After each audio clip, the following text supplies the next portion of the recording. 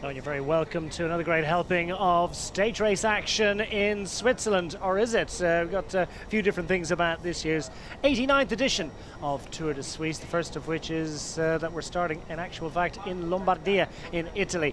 It's a loop in and around the most mountainous province in all of Italy. It's well, 147 kilometers in total. Here's the recent list of winners of this race, one of whom is back to see if he can make it a second title. Richard Carapaz is going for glory for the EF Education Easy Post squad.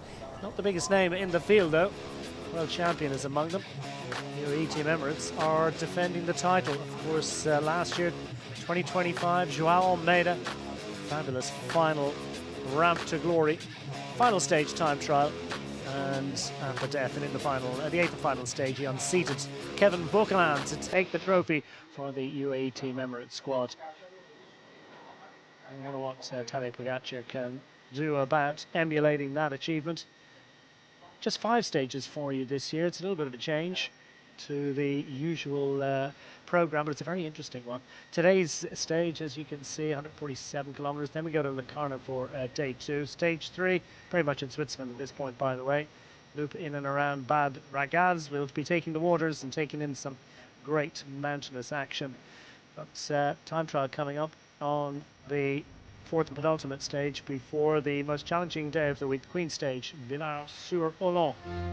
Western part, French part of Switzerland, will conclude this 89th edition of Tour de Suisse.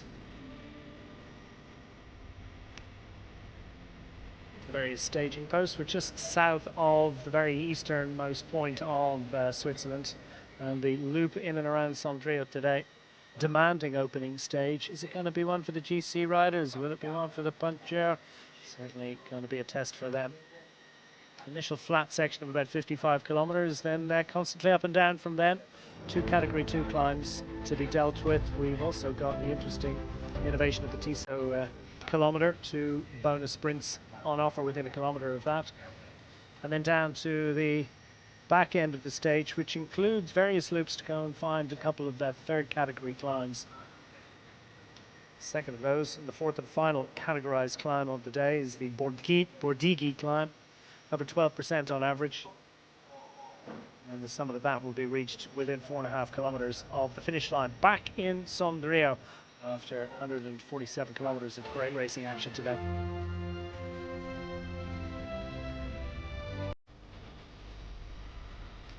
That's what's in prospect. This is the profile of the day. Stage of 2 halves, as you can see, pretty lumpy in the back end. It's going to be able to survive those grippers. It's our host down. Well, there is the man that all the eyes are on, as you might expect. The world champion at the head of an absolute crack UAE Team Emirates XRG squad. As if he wasn't strong enough already, his team is really fighting fit and raring to go. Tadej Pogacar's first appearance at this event, and of course this race dovetails nicely with the women's event as well. Each of the 5 stages is preceded by the women's equivalent. Plenty of duplication amongst the teams as well. The Red Bull Bora Hansgrohe squad. Primoz Roglic, the other super prominent Slovenian, making his debut in Tour de Suisse, as indeed is Tadej Pogacar.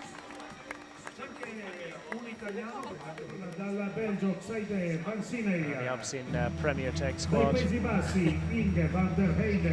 van der Poel looking most exercised and amused and entertained by the antics of their mascots and former world champion. Be looking to see what he can do about unseating Pogacar, maybe today. Carapaz trying to keep its rubber side up this week. All the smiles for the Ecuadorian veteran on the podium. 139 riders reporting for duty, 20 teams in total. Mauro Schmidt among 7 national road race champions, and for the host nation, if not the host stage nation, if you will, Mauro Schmidt's going to get a lot of attention this week. It could be a good stage for him actually today. Yeah, super special. I grew up here and I know everything here, so it's pretty special to start this Tour de Suisse here, and for sure will be emotional today. Yeah, I'm feeling good. I had a good start with keeping, and was good to get back into the rhythm a little bit after my break after the Spring Classics. and yeah, we had some good training. So yeah, I need to see in the race how the legs are. It's always a bit different. I think a lot of guys in the bunch have maybe a bit of a better race rhythm at the moment, but yeah, the shape is definitely good, and yeah, I'm looking forward to these stages. Yeah, I think with this parkour it's very important to stay in front because it's very technical, so the positioning will be super important, and also for the breakaway I think will not be easy to go because we have only like 50k flat, and then we start immediately with an arc climb, and then always left and right, so I think it will be a GC day today. Well, we will see how the rest are, how is the field here. For sure is the level should be high. It's yeah, 2 weeks before the tour, so yeah, we will see. We need to find for good sensations in the legs, and yeah, if we can, we need to do the best race, and then we see the results. Yeah. The road will decide. That seems to be the closest to a consensus we're going to get. These images from the start earlier on today, at the finish line, by the way, following the women's race. Plenty of familiar figures. Van Dillier, will we see him on the front, chasing down the breakaway, or maybe up the road in the breakaway? One or other of those roles, typical for the former Swiss national road race champion. As I said, 139 riders reporting for duty today. Just one non-starter, Alessandro Pinarello from the NSN cycling team, unfortunately forced to scratch before things got underway. A few Pogacar fans in the crowd, as well you might expect. The bike mad in this part of Italy, and they appreciate greatness.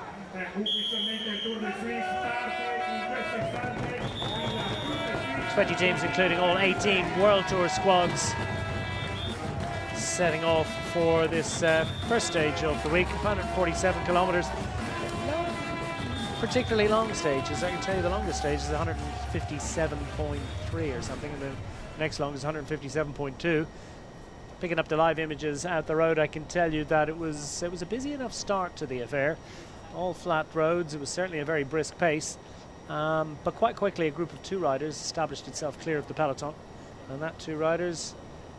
That group indeed, Cedric Boulens and of Lotto Intermarché, and Frederick de Versnes, fresh from, or at least we'll see how fresh he is, but certainly appears to be fresh from his heroics in the Giro d'Italia. Now, interesting situation because Antonio Tiberi is not where he'd like to be. We also heard that Alfonso Elalio, so is this a problem for Tiberi or Elalio? Well, it appears to be Antonio Tiberi, and he's got the team around him trying to support him. Well, he's certainly one of those riders that we were looking towards to see what he could achieve today.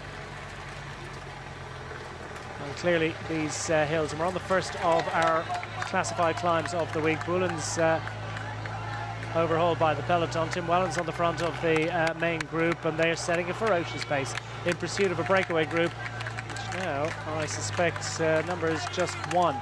Out for clarification of that, but last time we heard it was 2 riders clear of the field.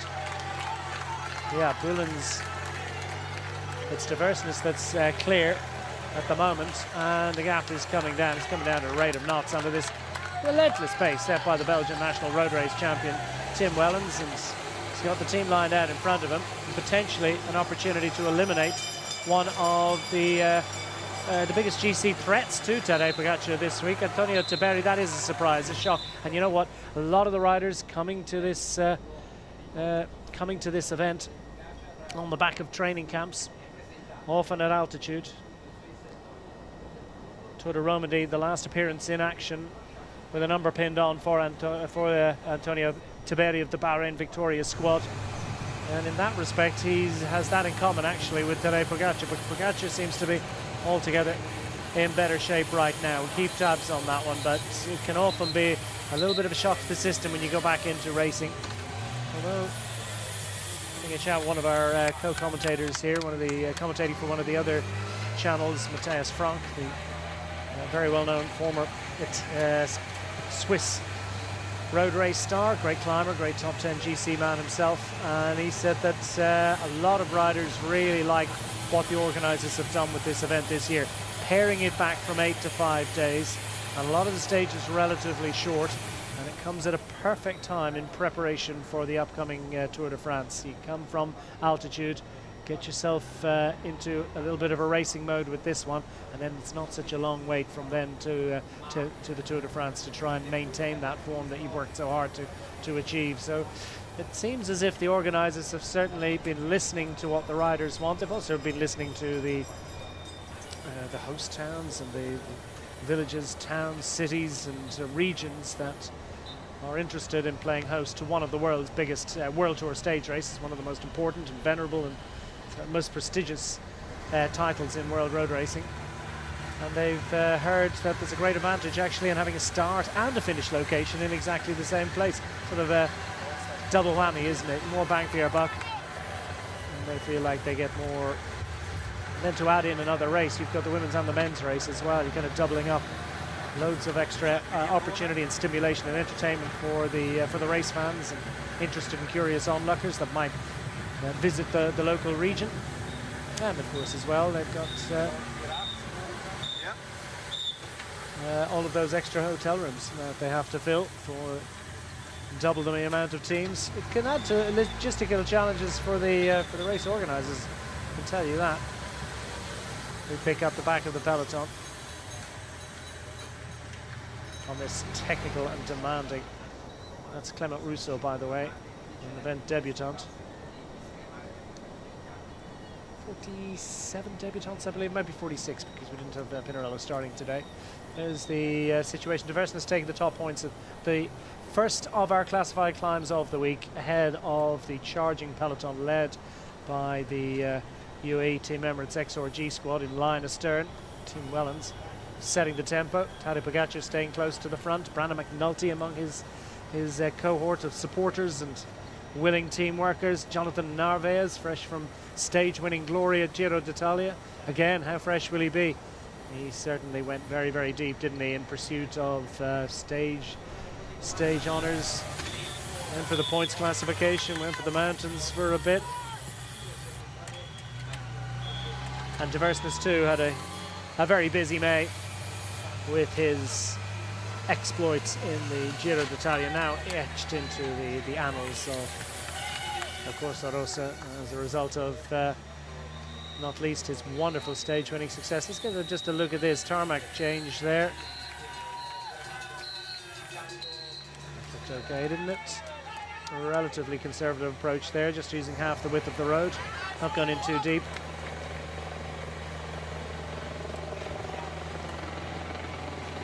Diverseness completes the descent off the first of our climbs of the week. Again, we've got 3 more climbs today. There is a mountains jersey on offer at the end of the day, of course. Potentially a visit to the podium for Fredrik Diverseness should he survive up and over the top of the second climb of the day. He looked odds on for that one. The second climb, the Triangia. It's a 4.1 kilometre, 7.2% average. The one they've just been up, by the way, 3 kilometres at 10.3, so short, sharp gripper, steeper. Maybe not specifically to the talents of Fredrik Diverseness. That 4 kilometres at 7 and a bit percent might suit him a little bit better, and that comes with 66 kilometres remaining, so we're about 12k to the foot of that climb.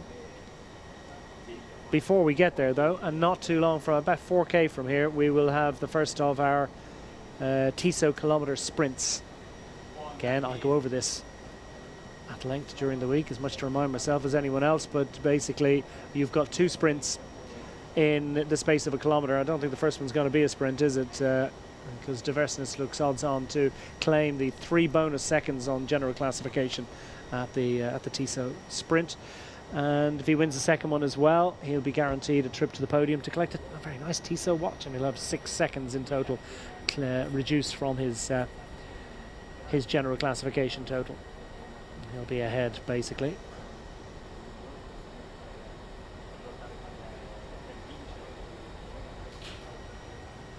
And the main peloton, presumably, is going to put itself back together again. And we're going to be fascinated to see what where the whereabouts is of some of the big names. We're hearing as well Attila Valter from the Bahrain Victoria squad out the back. Now was Valter back looking for Tiberi. First of the Bahrain riders we heard in a bit of trouble was actually Afonso Lalio, but again it's kind of patchy information, and we're not quite 100% sure whether that's Lalio going back for Tiberi, Valter going back for Tiberi, or whether it was even going back to the team car. You're never quite 100% sure. At any rate, as information comes to us, we'll put a little asterisk around everything. Jarno Vidar at the back here, the Auto Intermarché rider. And his teammate Boulin's in the break for much of the day. Relatively short stages. There's a general trend in world cycling, isn't there, to sort of reduce the length of stages. When you look at the Grand Tours, Giro d'Italia, particularly Tour de France, over the last 30 years, it's kind of gone from lots and lots of stages over 200 kilometers to just a few. Time trial kilometrage is also reduced. Very often the number of climbs and the severity of those climbs has gone up a little bit, so it's kind of sort of skewed the dial a little bit towards the mountain goats. So an extra effort had to be made there by Vidar. Let's get a look at this from the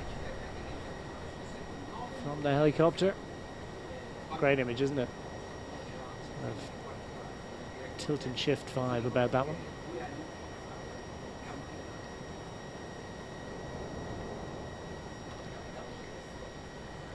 .75 to go, and at the moment you've got a peloton of no more than about 40 riders. That I suspect is going to swell before we get on to the next climb proper, and it's going to be a yo-yo. Oh, and that's a tough old day out for all the way here for the Team Picnic Post NL rider Matthew Dinham, Australian, already out, abandoning on day one, so we hope it's nothing too serious.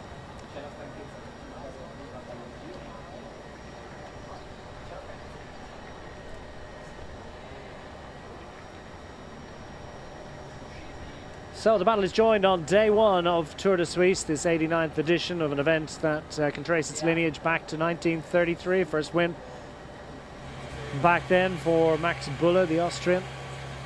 Pasquale Fornaro of Italy is the most successful in the history of the event.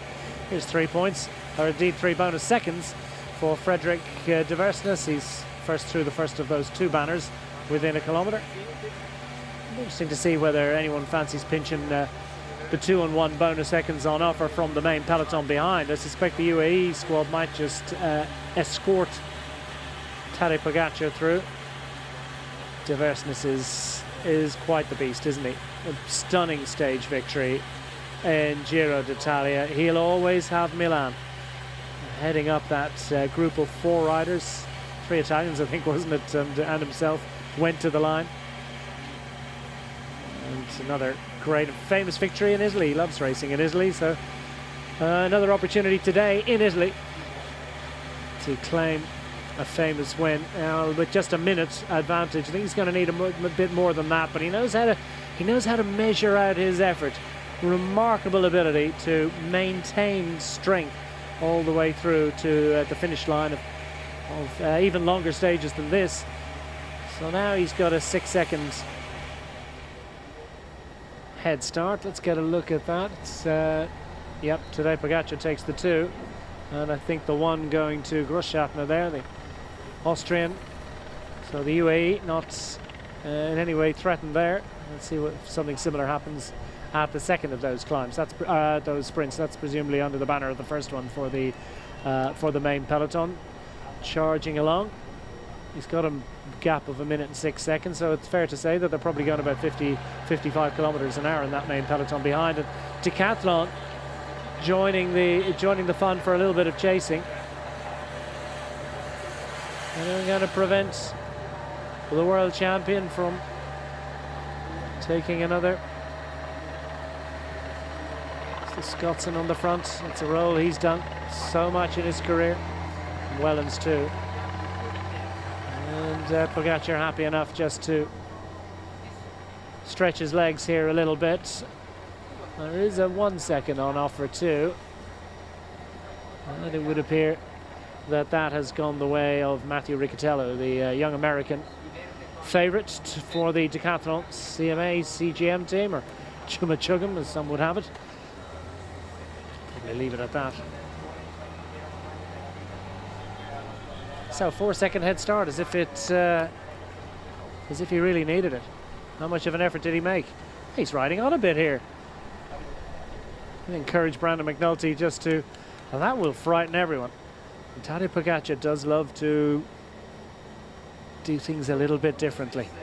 Lidl Trek, just a little bit of a response there. They've got the likes of Thibaut Nace today. Let's get a look at the the Sprint 1 diverseness from Pogacar, with Grossschartner just following dutifully in line astern.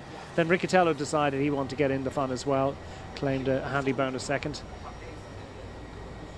It's diverseness gets the watch though. It's not going to be a GC threat, of course. Frederick Diverseness, he's going for stage honours today, and maybe, just maybe, pitch for the Mountains jersey. So Riccatello has joined in this one, and Brandon McNulty, I think, has been encouraged to press on a little bit here. And why not? Let's see what is going to occur. And they're straight into the second climb of the day. We've got a really, really significant little break establishing itself.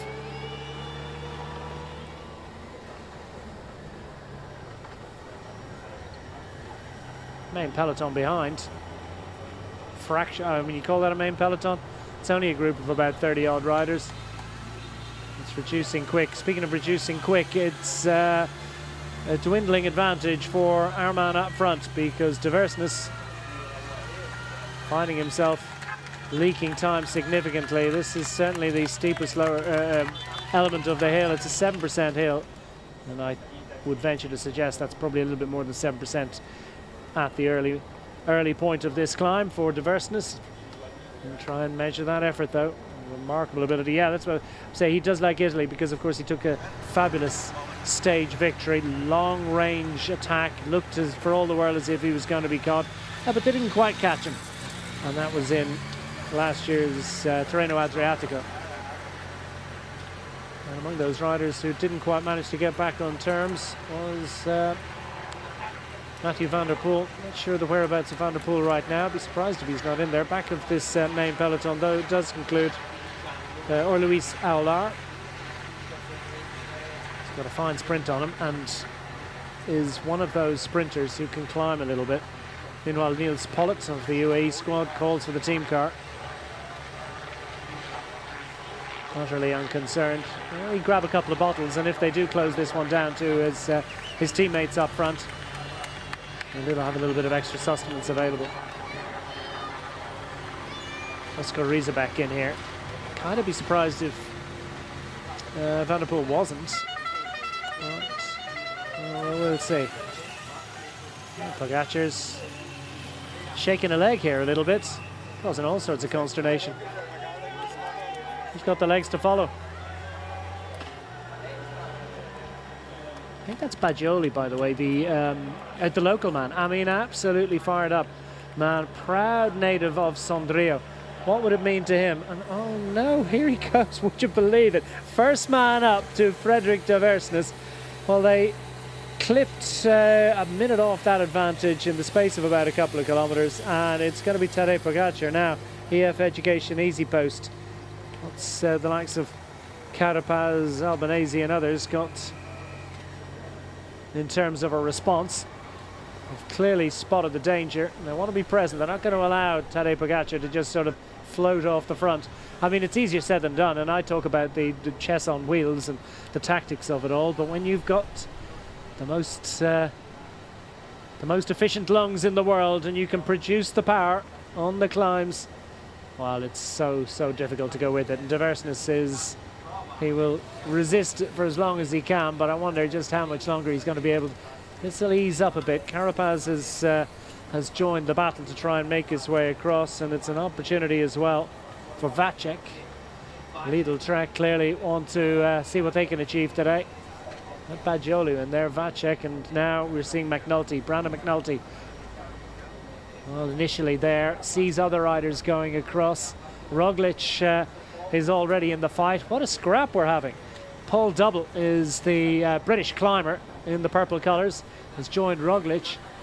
That's Bajoli, Sondrio native, who's dreaming of glory in front of his home fans, but he's got his teammate up front, Riccatello, now, who was 5th in this race in 2024. Non-finisher last year. But Riccatello knows the race, likes the race, and he is for the Decathlon CMA CGM squad. Super option for overall honours this week.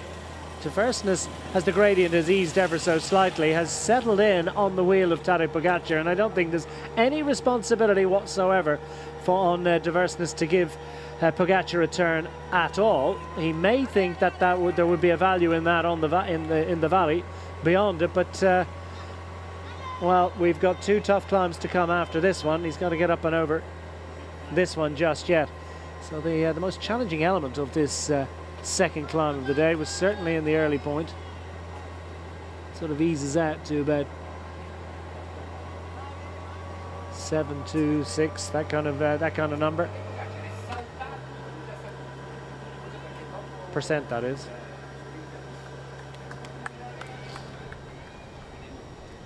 We're what am I saying? We're not quite on the climb just yet. This is a climb before the climb. So the measuring, I suppose, of the Tranja climb, it could be measured a little bit longer if you like. So Tversnes will do very well indeed to hang on with Tadej Pogacar once they get to the... Oh, he's gone already. Barely got the sentence out of my mouth. As the world champion has decided, you know what, there's only 70k to go. And he's just thrilled to be going bike racing. Loves racing in Switzerland, of course. Tour de Romandie, his most recent outing. Well, he won it for fun, didn't he? It was about 4 stage victories overall and the points classification. Only finished 2nd in the mountains classification. I doubt he'd mind that. So Tadej Pogacar settles into the fight. And what do the rest do? Is this a moment of hubris? Well, this is when to take a risk, isn't it? In his first visit to Tour de Suisse. The important business of July. A little way in the distance just yet.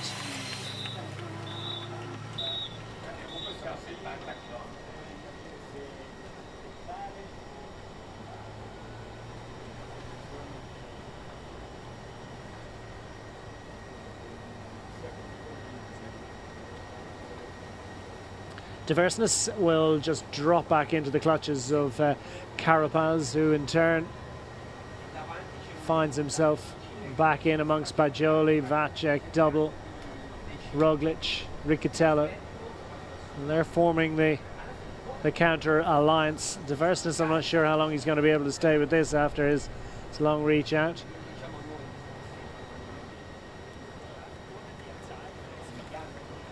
And yeah, this second proper classified climb of the week, yet to be begun, yet to begin. Would be a nicer way of saying it.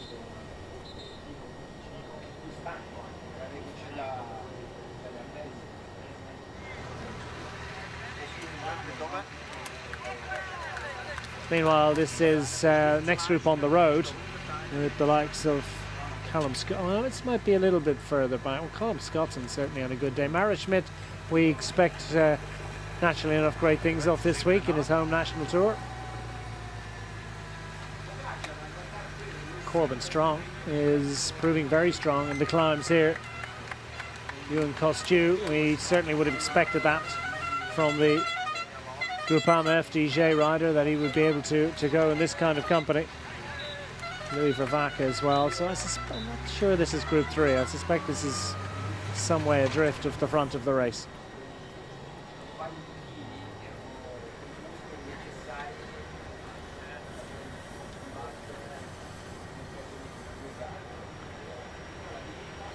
Into the valley, through the tree-lined mountain roads, the lower slopes of the Alps.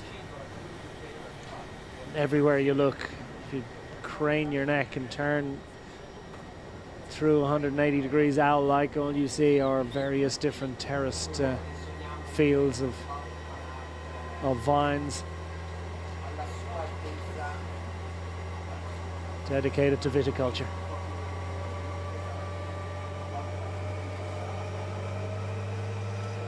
So Tadej Pogacar, well, they've kind of billed this particular stage as a bit of mini Il Lombardia. We're in Lombardy. We've got rolling roads, short, steep, demanding climbs. Different time of year, of course, and the weather's, yeah, the weather conditions. I mean, it gets up to about 28 degrees Celsius today. Not much in the way of wind. It is hot, really, really warm for the riders today.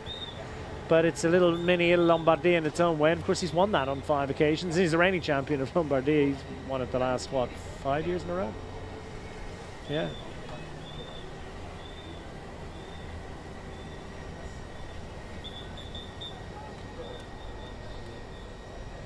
Gap out to 35 seconds. What do the riders behind, so what can they do along the climb? You need to manage your resource and sharing the workload. It's important, but how you actually sort of parse that out is, well, it's less tactical, isn't it, than it will be once they get into the valley roads. But it isn't, there aren't too many of those. It's just kind of going up or it's going down from now to the finish line.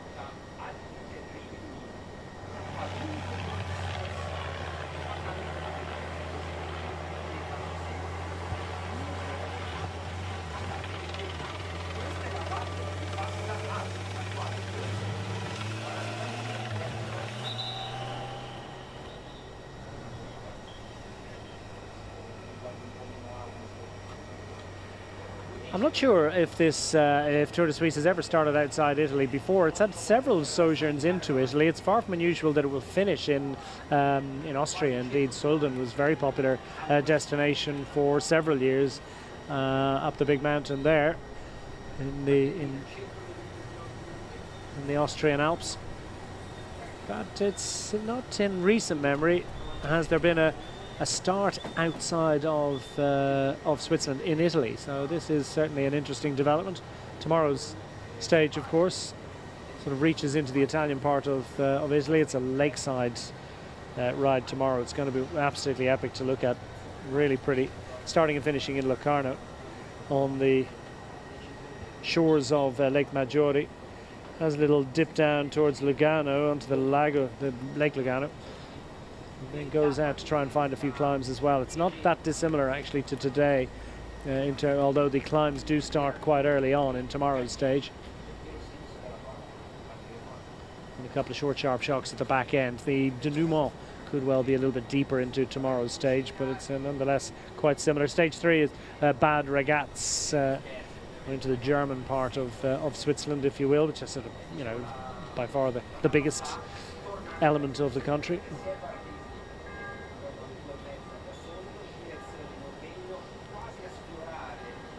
That will be a super challenging day as well. It's a big demanding opening climb. Well, I say super challenging. It's a demanding start to the day, but then it does ease up and then down towards flat conclusion. Just one stage for the sprinters this week, nailed on stage the sprinters, and therefore ergo a huge sprint talent. And of course a number of sprinters who are thinking about honing their legs ahead of the battle in France in July. So we do have the likes of Caden Groves, Mathieu van der Poel, his teammate, of course, who can sprint a bit. Marijn van den Berg, Luc Lamperti, Alberto Dainese, or Luis Aular, who we've seen. But it's not a sprint deep field. This is a sort of relentlessly climbing Tour de Suisse. It's more condensed. It's squeezed in terms of the number of stage opportunities that you've got to make your mark. It's also squeezed in terms of the kilometrage, the actual distance of the day. It looks to me it was that the second group on the road are about to be rejoined by the remains of the peloton and swell that group a little bit, but will there be reinforcements that can possibly control this 35 seconds? I mean, it almost looks like a training ride for Tadej Pogacar, and the kind of numbers that he puts out in training. It does look like racing for everyone else, doesn't it? And racing at an altogether different level. But it does seem, and this is a pattern that we've seen so often in his career, he has this incredible ability, and God knows he's had a lot of practice at this point, but he has this incredible ability to measure his effort just enough, just feed out enough power and not try and open up a huge advantage.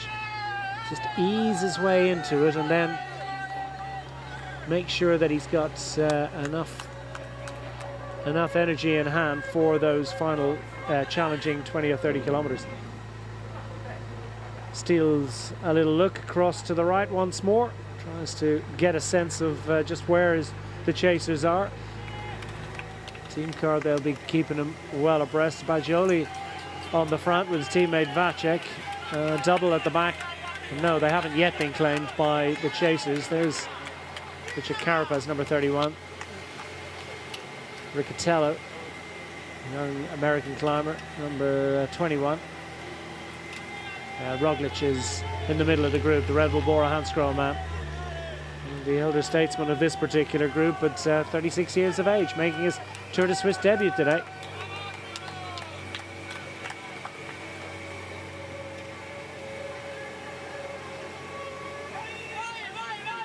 And indeed, Roglic, another man, hasn't had racing too much recently. His most recent outing as well was, of course, Tour de Romandy. Finished 18th on that occasion, 18th overall. And of course, he was supporting the interest then of Florian Lipovic. He finished second, ultimately, to Tadej Pogacar. It's almost like a win. Good day for Paul Double at the back here. The Livalula Jaco rider, the British rider, was lifted up into World Tour status this year and is seizing his opportunity.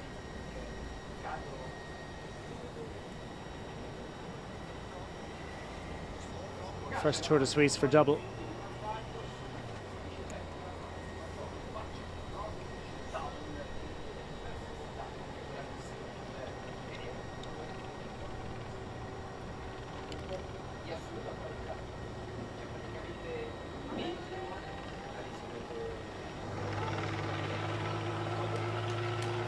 Gap out to 53 seconds. Bajoli and Vacek, they know what they can do, and they just do what they can do.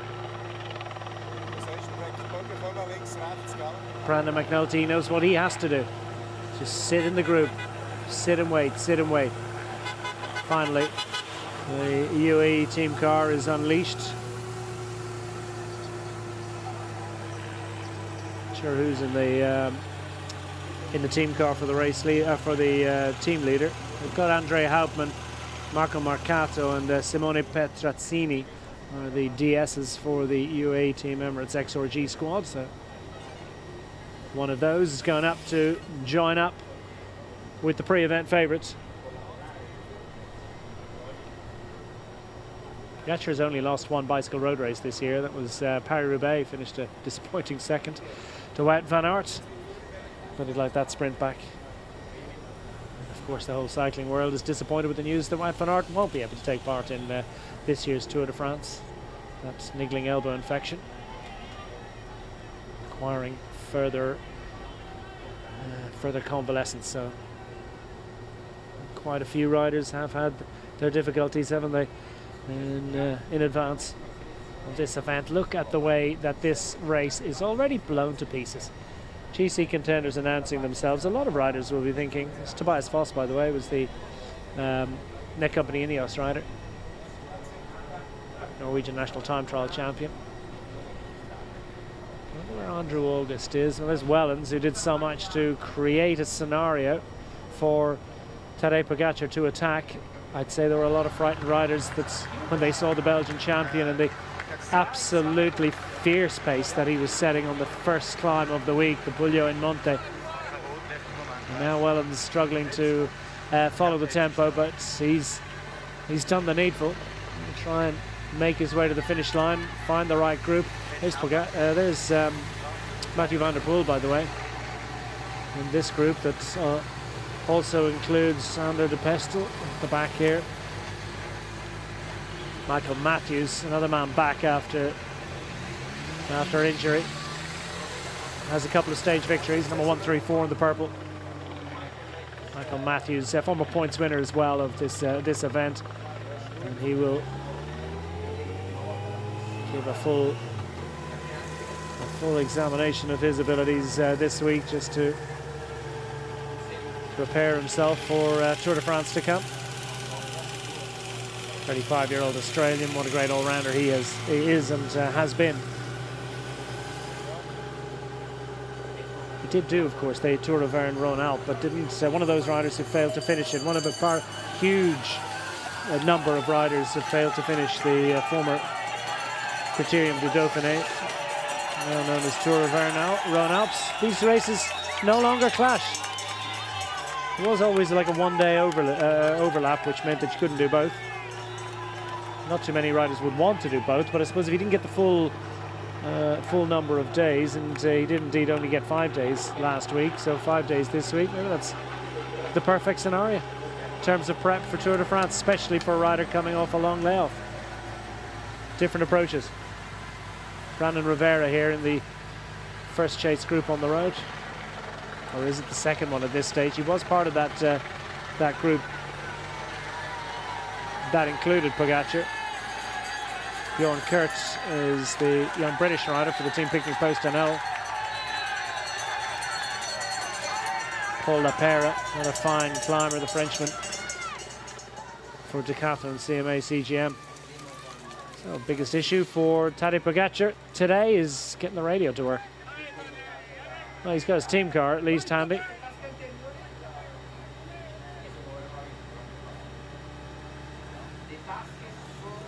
Yep. Does it still work? Thumbs up. Well, you could actually say yes, it's working in the radio. Or you could just lean in the window and chat to him. He's the one rider in world cycling who needs a radio the least, maybe. Always has a team car with him.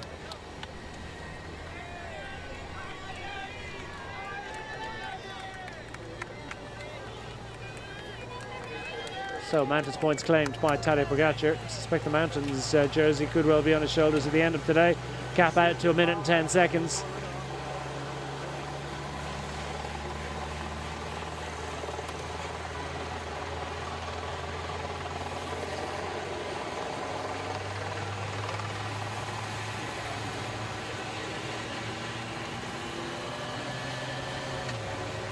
Oh, what a remarkable time it is in cycling, a remarkable time to witness the defeats and the extraordinary accomplishments of the 27-year-old Slovenian. 4 overall victories in Tour de France. Can he make it 5? Majoli happy enough to set the tempo here for Vacek. No surprise that there's no contribution from Brandon McNulty, but others I suspect are going to have to join in if they're to have any chance of challenging Tadej Pogacar. I suppose the question is, how many riders in here believe that they can get on terms with Tadej Pogacar, and how many riders are already calculating that to finish runner-up to the great Slovenian, not just today but maybe at the end of the week, would in itself be just the summit of their ambitions, the best that they could hope to achieve, and that it would be folly to try for anything else. I'm not saying everyone's thinking like that, but I wouldn't be surprised if 1 or 2 are.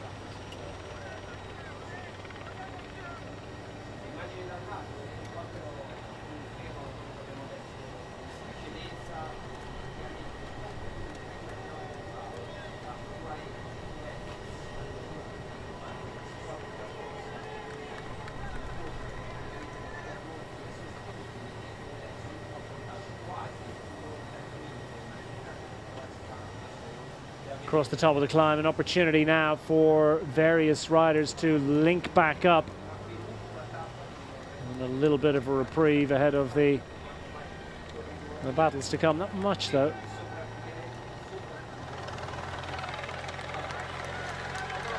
Across the top of this climb, we plunge down to a descent a little bit less than the climb they went up. And a couple of little very short little leg breakers, then another plunging descent, and then they've got a long reach up a climb which is not categorized but it's certainly going to challenge the abilities of a lot of the riders in here. If you look at the profile, the next 35 kilometers are going to be very demanding indeed once they get this descent dealt with. Pogacar, 6 points towards his bid for the Mountains title. Not that he's really thinking about the Mountains title. In fact, I suspect he'd be happy enough to hand it over. The trouble is, it kind of comes with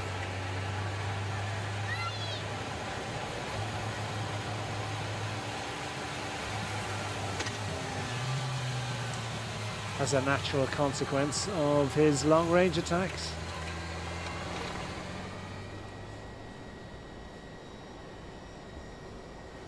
We do have another sprint today, by the way. We had our 3, 2 and 1 bonus seconds at each of the 2 TISO kilometer banners. Next appointment is the category 3 climb of the Ponte in Valtellina. It's a 1400 meter climb. It's almost 10%. It's a challenging one with just under 17 kilometers to go. And then we've got the Lidl sprint with points towards the points classification to be dealt with. That's just under 10 kilometers from the line. Then we've got the Bordigi climb, 1100 meters at over 12%. We'll summit that with just 4.5 kilometers of the day remaining.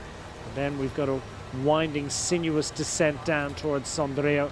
Couple of roundabouts in the final kilometer. I don't think that's going to be a major issue. These groups are going to be really quite small by the time we get to the finish line. I can tell you the women's race, which took place on a shorter but similar course, similar character, similar nature. Well, it was an absolute corker of a day. There was a lot of good racing in that one. If that's any sort of a signifier of what's in store for us in the men's race today and during the week, well, it's going to be a very entertaining week. Kurtz trying to stay with Tim Wellens. Bjorn Kurtz, the 21-year-old Briton.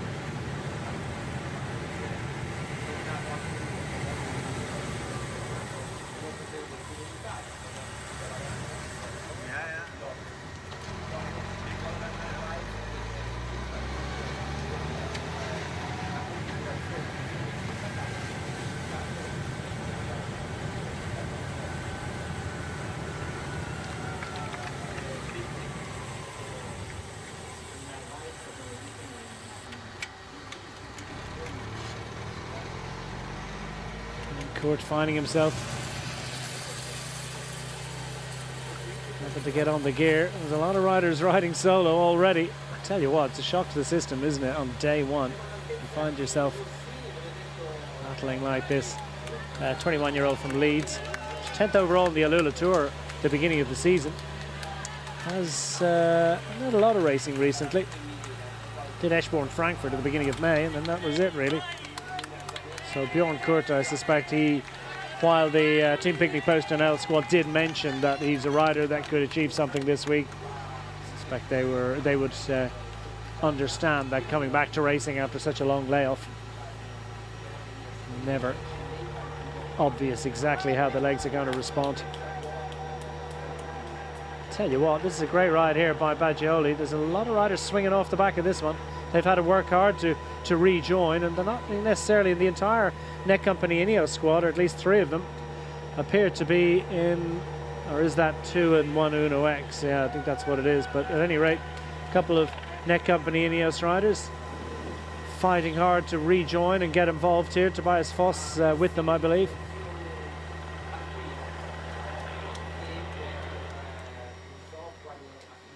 Meanwhile,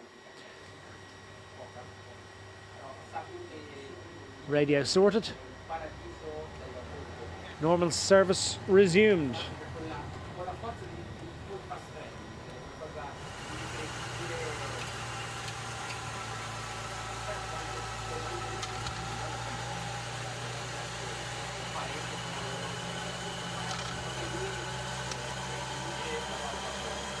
Four Tour de France titles, as I mentioned.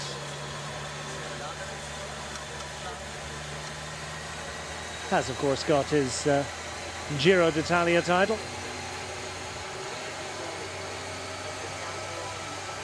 No Vuelta just yet. Hasn't quite got the Triple Crown. Jonas hasn't, though.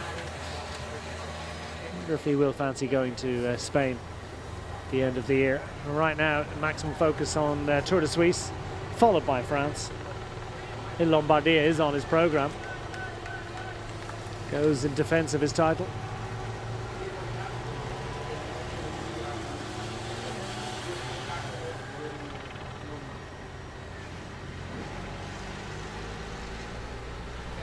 Vacek now to take it up after Bajoli's long shift.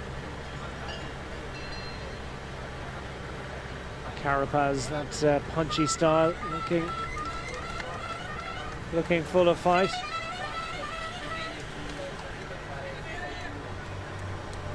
It's been an injury and illness blighted year so far.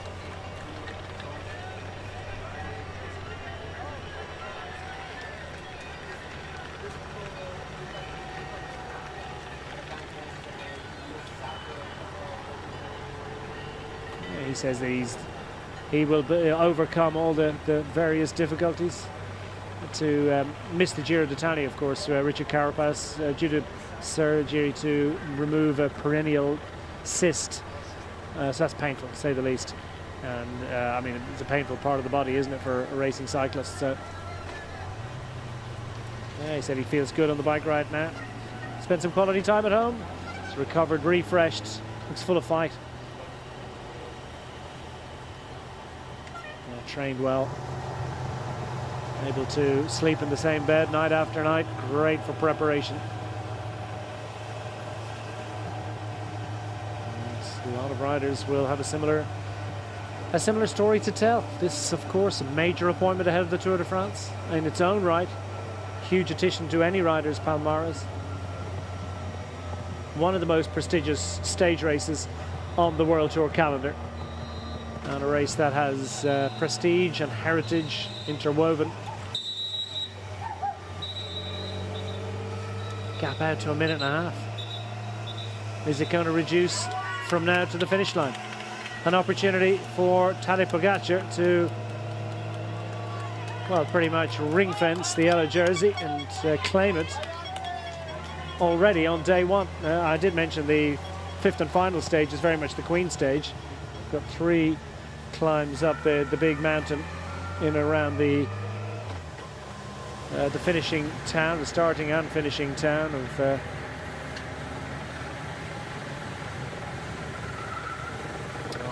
remind me, Villard-Olon. Chase group on the road, including Mathieu van der Poel. Well, the Dutchman knows Tim Wellens well enough. Just how far behind are they? There's an intensity and there's a business-like element to their work. Brandon Rivera here for Net Campaninos.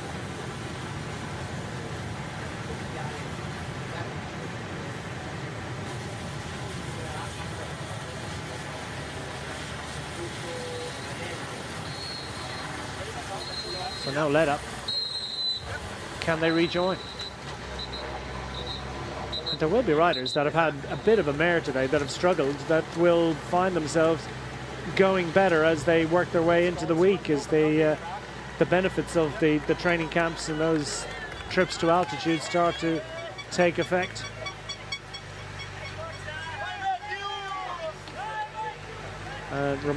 Notable by their absence, aren't they? The Team Visma Lisa bike squad. Louis Barr, I think, on the front of this group. As we look at the chasers now. First group of chasers. There's Melissa bike on the front of that too.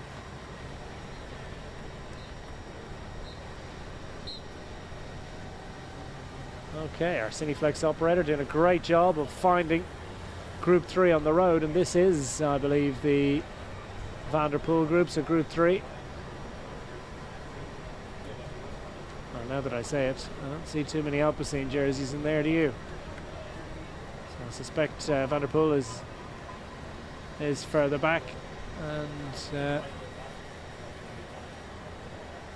That looked like Paul Lepera trying to join up with Group 2. Enric Mas there as well. GC hopeful, the Spaniards, 22 years of age, looking for special success. Anna de Pelston is going well. Pestel indeed is going well. Matthew Brennan? No. Lemon, I think, in actual fact.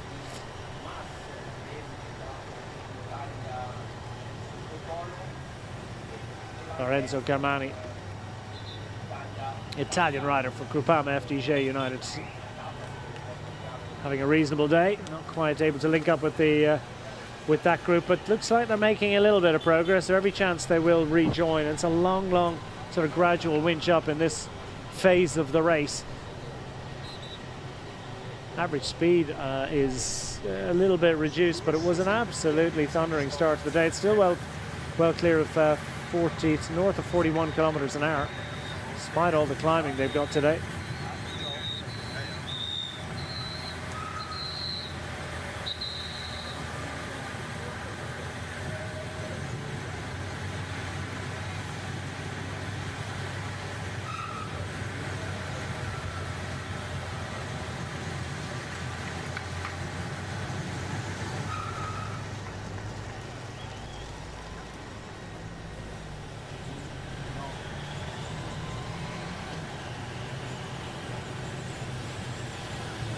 So 50 kilometers to go. We're just a little bit over on this first stage of the 89th running of Tour de Suisse, and it's none other than pre-event favourite Tadej Pogacar that has gone raiding today from about, what, 75 kilometers out.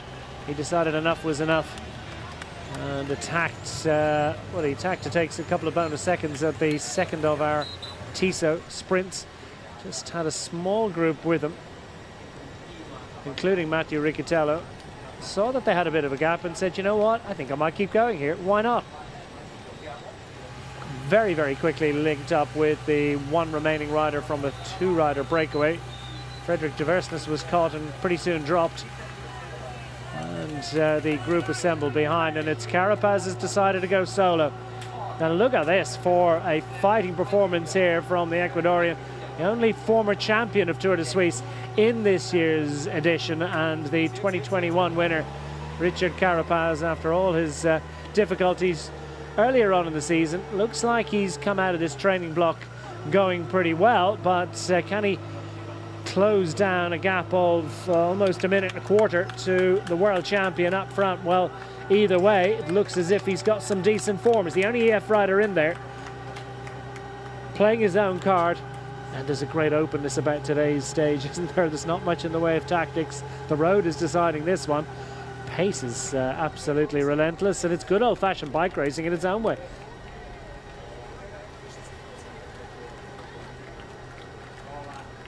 And that Group 4 that is being indicated on screen, I do believe, at least to be confirmed, but I believe that's the Van der Poel group.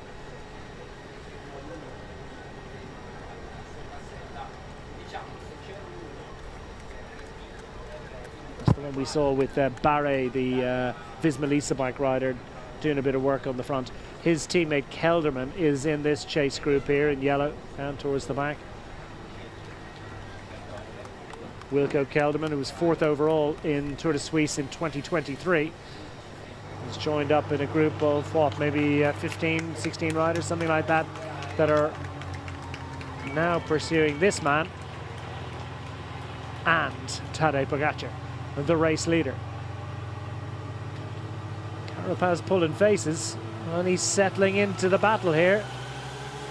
Pretty quickly opening up a little bit of daylight on the chasers. What sort of effect is that having on the gap to Tadej Pogacar? Well, at the moment it looks as if it's going in the other direction. Not much of a gain just yet, so it hasn't been sort of lightning change in pace for Richard Carapaz, but it looks as if there's a fair investment of effort.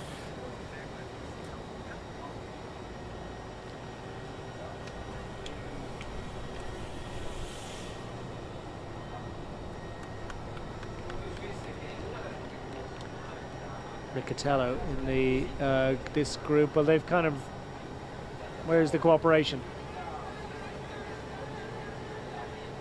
Two riders for the decathlon. Tish Benoit there as well. Still struggling to get used to seeing Tish Benoit in a decathlon jersey. Vacek is covering this one from, is it double or is it Pickering as well? Two British riders for the Jaco Alula squad. Double the Englishman, Pickering is Scott.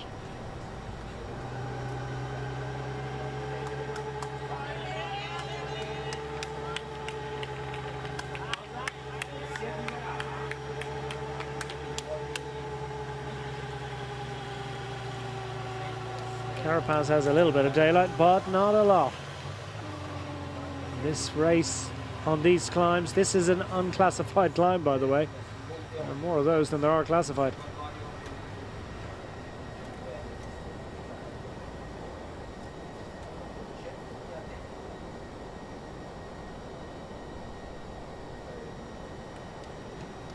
Metronomic progress is evidenced by the rhythm of the bling, slapping each shoulder.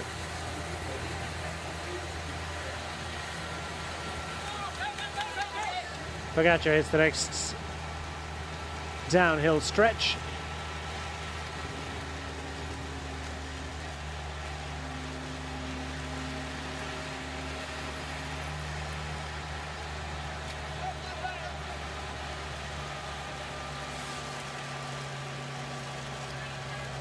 "11 days of racing this year for the world champion.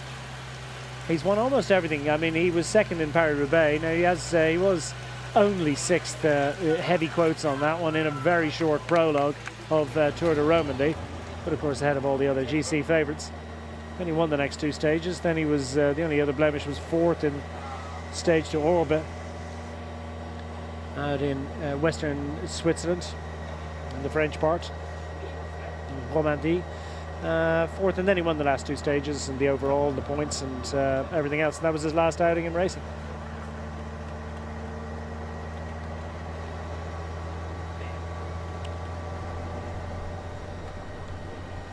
Meanwhile, as I say, Richard Carapaz has had complicated years so far. Not quite the preparation that he would have liked for the Tour de France, but nonetheless the 33-year-old from Ecuador, overall winner of this event in 21, former Giro d'Italia winner. His last outing before this week was to the Volta Catalunya, but of course he was third in the GP Jippingen, the traditional warm-up race. Going a long time now. And Carapaz, fine third actually, came out of the blocks roaring, didn't he?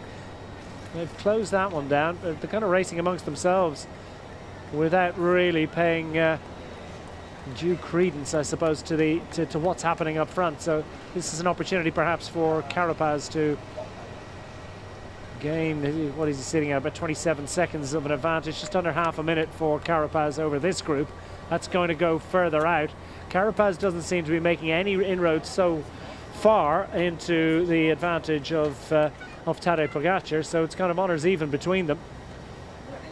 And this group fighting amongst themselves are only likely to be joined by riders from behind, albeit a bit of a gap, isn't there?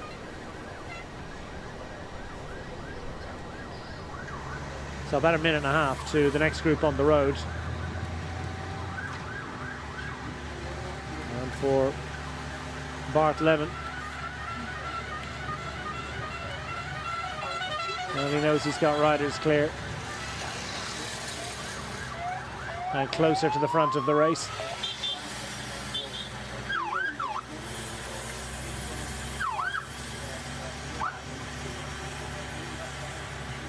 Mathieu Gafouri in this one. Yeah, this is the fourth group on the road at the moment. And number 87, Liam Stocks, the rider, of course, have won the GP Jippingen in spectacular fashion. If you haven't heard, it's not exactly the traditional victory salute. It all went a bit pear-shaped, but I think in years to come, his debut win as a professional road racing cyclist for Liam Slock, it'll be something that he will, I think, come to cherish. Such a memorable way to win. Slightly embarrassing at the moment, but of course it was a win, and being such a memorable debut success, I think everyone's going to to remember that one for a long time. So Liam Slock, the Belgian rider, 25-year-old, clearly on some good form. In Group 4 on the road at the moment. And that group has fractured a little bit. You can see any sign of Wellens or Van der Poel, so they've slipped back further.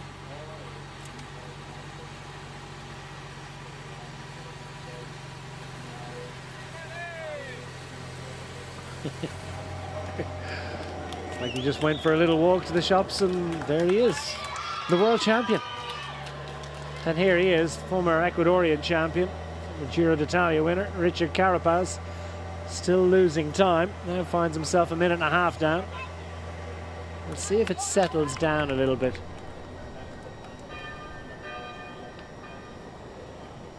They're ringing the bells.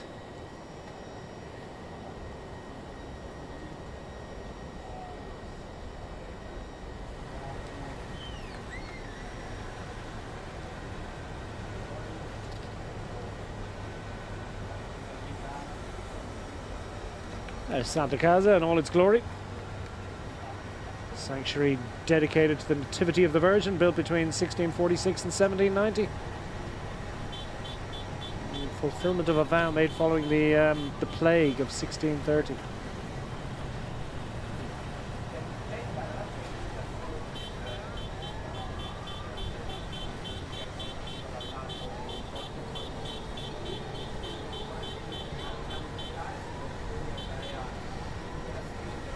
Remarkable structure. A few white tops in the distance. It's pretty hot work here in the foothills of the Alps, though. Very much in the green verdant vegetation. It sits at these lower altitudes. Very, very warm work indeed.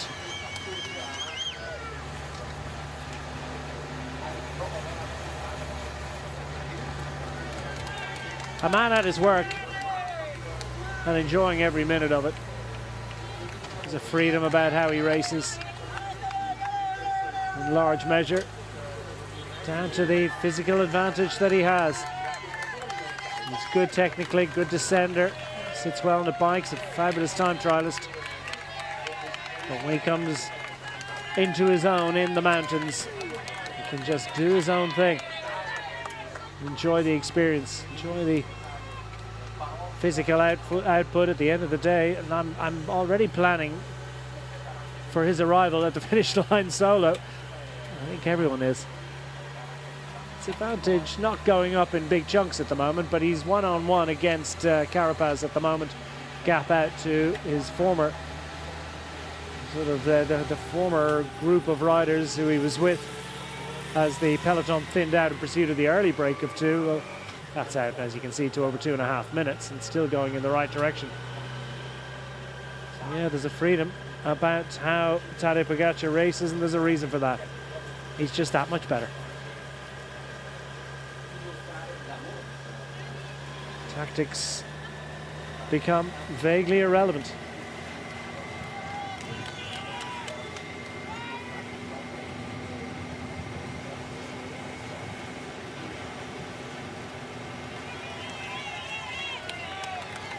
Carapaz arrives at that left turn.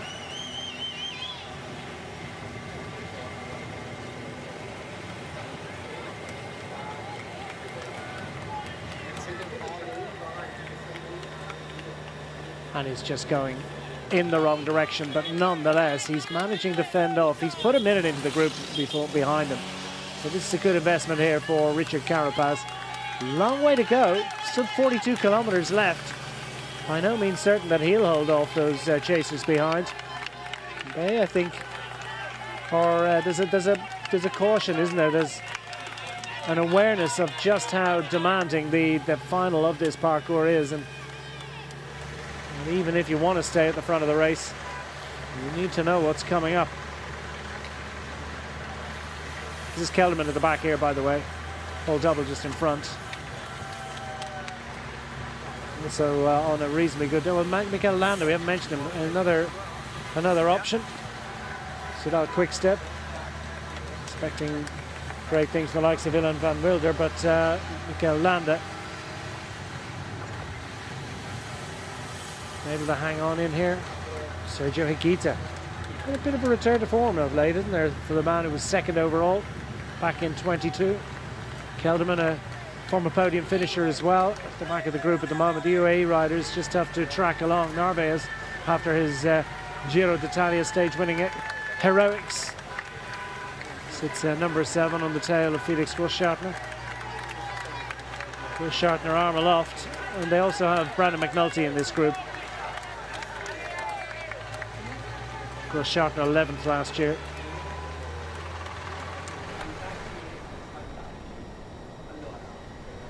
Has run top 10.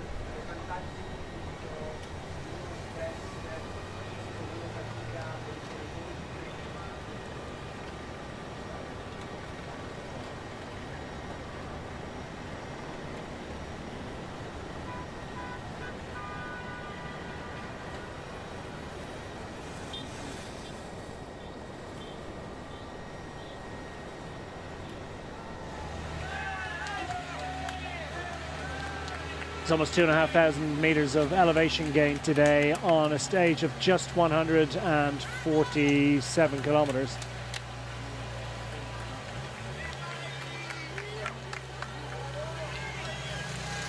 Indeed, just 144 kilometers of racing. It's a little bit of neutralized on top of that, but yeah, it's only 144 kilometers, and yet 2,500 meters of elevation, and most of it in the second half of the stage. Demanding day.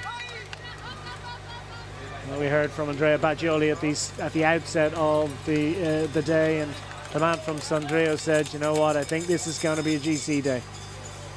Any question that some of the punchers could survive this one have proved to be somewhat idle speculation, really. Already, GC is firmly establishing itself. 40 kilometers remaining. 2 tough climbs among them.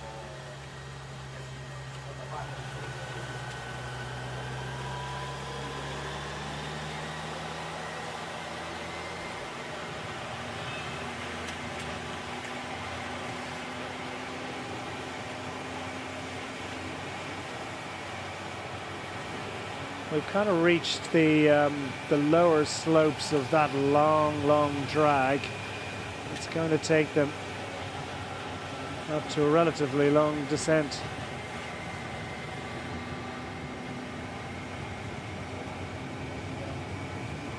Yeah, the next 6 kilometers, 6.5 kilometers are at 4.3% for our leader out front. Carapaz not quite at that point, but that's 6.5K, more than 4%. It's not insignificant, is it?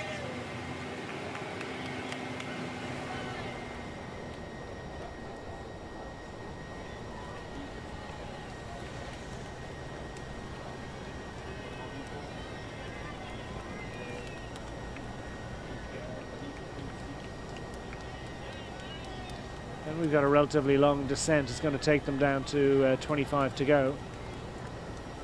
And another little uncategorized ramp to be got over, and then our final 2 categorized climbs of the day. Second of those, and indeed the 4th climb of the day, 4th categorized climb, that is the Bordigi. Short, sharp, and very intense. Still hanging on to his near-minute advantage, Carapaz, but it's not going north anymore, and he's still got a long way to go. Hang on clear of the rest.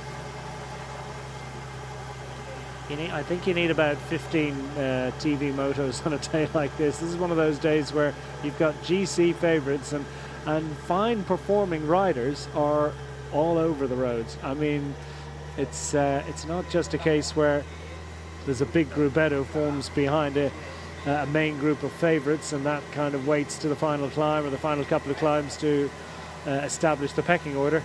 This one, well, there's just riders all over Lombardia at the moment. No need to stop. Carapaz needs to get his skates on.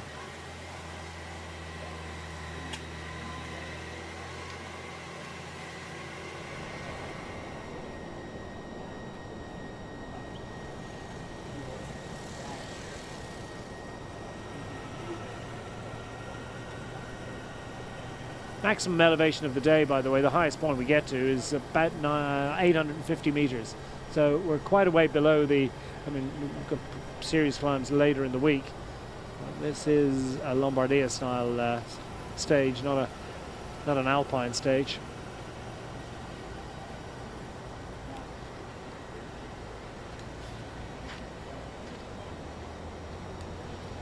We do, of course, have the solo time trial on the penultimate day. It's an opportunity for riders to fine-tune their performance on their time trial bike.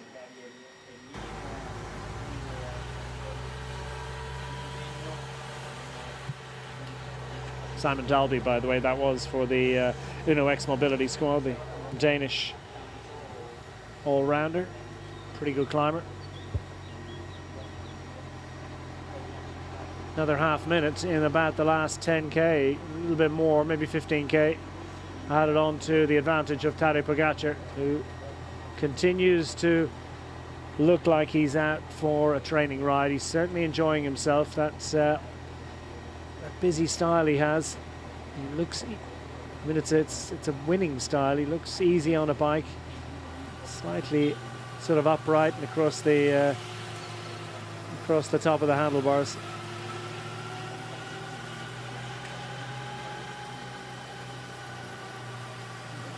Head down, shoulders rocking look about Richard Carapaz. Nonetheless, super efficient look about him on a bike.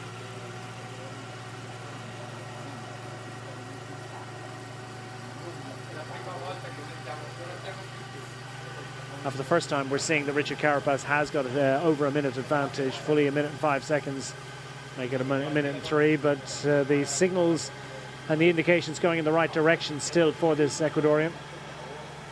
The head of the EF Education Easy Post squad. It includes Vincenzo Albanese, Marco Bellocchi, Darren Rafferty, Luc Lamperti, Marijn van den Berg, Colby Simmons.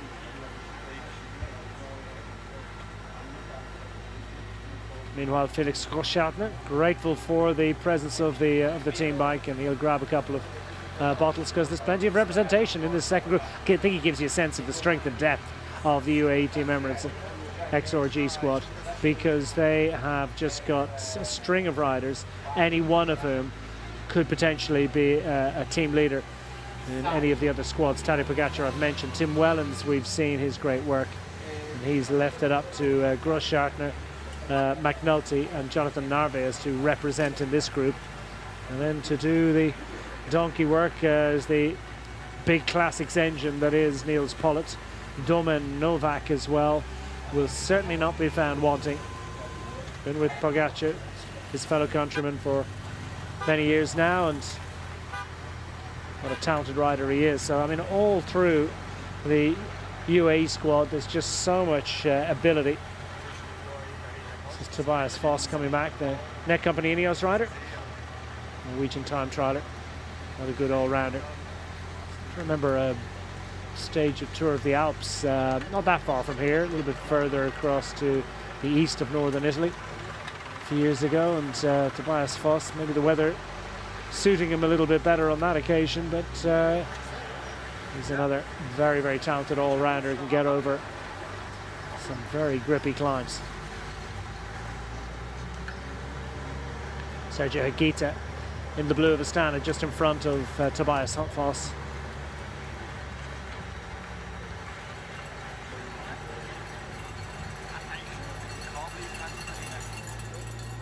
Higuita, a man who's performed with great distinction in this race in the past and is starting to find a bit of form. Finished 11th overall in Tour of Romandy after non-finishing in Basque Country. Second overall in the Alula Tour at the beginning of the year.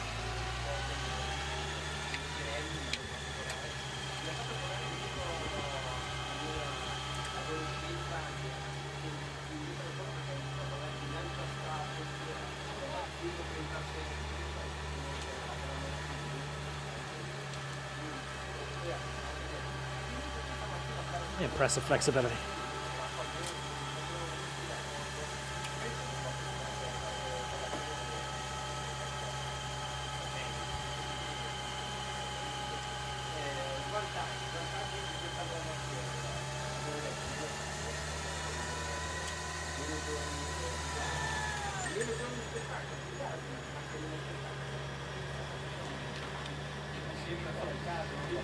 Carapaz continues to pour on the coal and add to his advantage over the chasers, albeit it's relatively small increments. The gap to Tadej Pogacar is just going further and further away.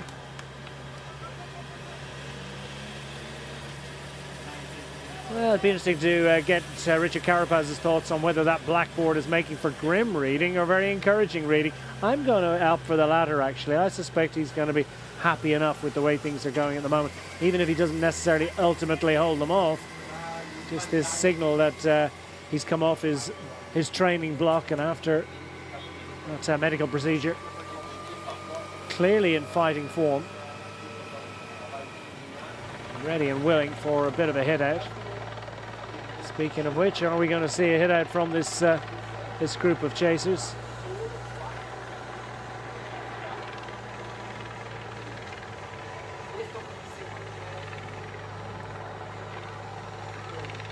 Landon Van Wilder in here for the Soudal Quick-Step squad. That was Van Wilder just rolling to the front.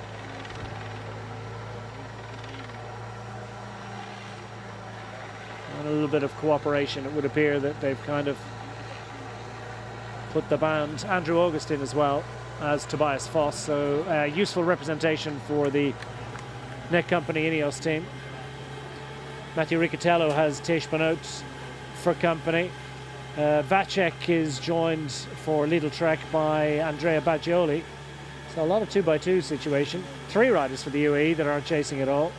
Get a free spin through to the last couple of climbs. Then you've got Primoz Roglic, who's flying solo for the Red Bull Bora Hansgrohe squad. No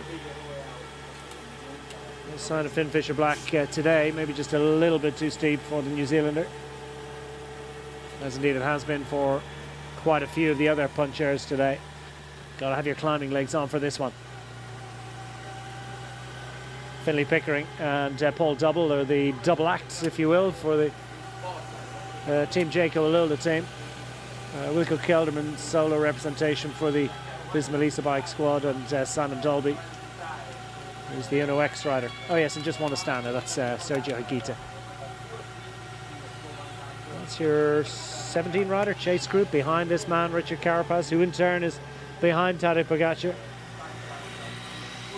Further back, I think there's a chance actually there's going to be a little bit of a swelling in size of that third group on the road, or the big group, probably the biggest group in there. Well, I think there's a very good chance that the group, including Enric Mas and others, have got to join up with those first main group of chasers, because they, as you see from Primoz Roglic just floating to the back here, there seemed to be no intensity, but it seemed to be a lot of intensity about their effort.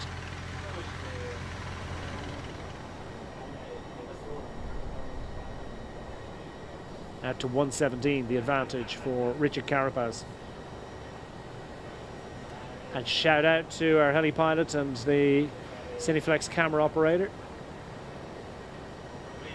Fabulous images.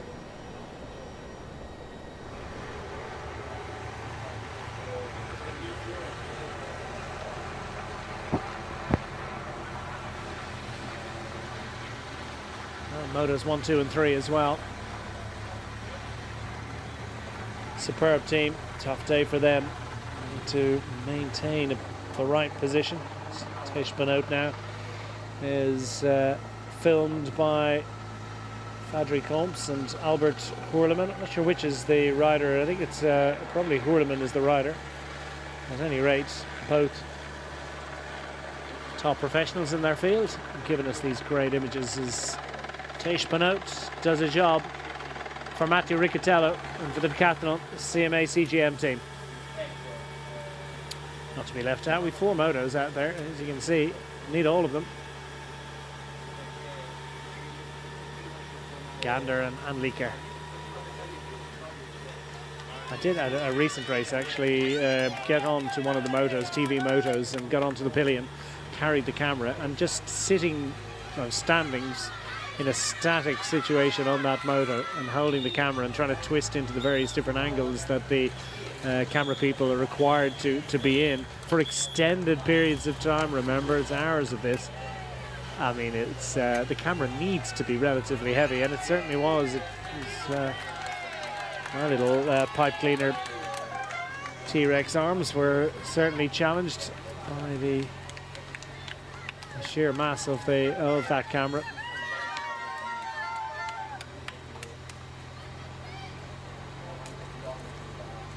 No gel required, all about.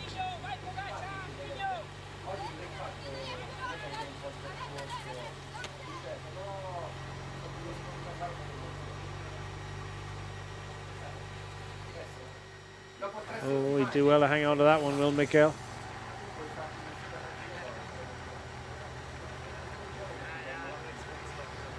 Oh, I think it's gonna go. Is it gonna go? It's oh, good save. But I tell you what, you might have to go back in that pocket. That was agonising.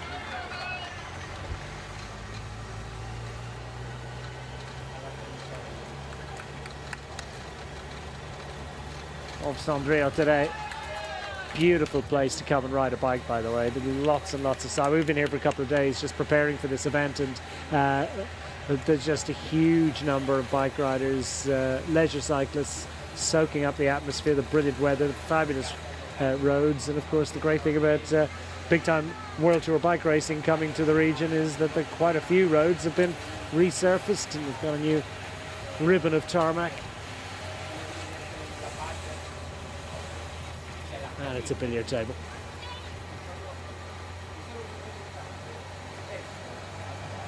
A little bit of patchwork quilt about this one, but through that series of bends without any great challenge, providing a bit of stimulus to Tadej Pogacar at his work.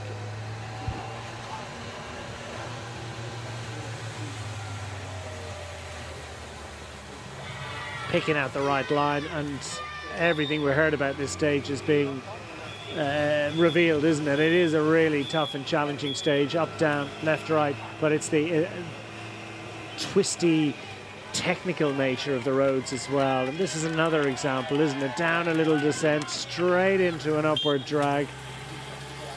Just old school, old style bike riding. You can't just look at your power meter all day. Not that they really do, they can sense it. They know, they already know, don't they, without looking at the dash, but well, some have been known to do it.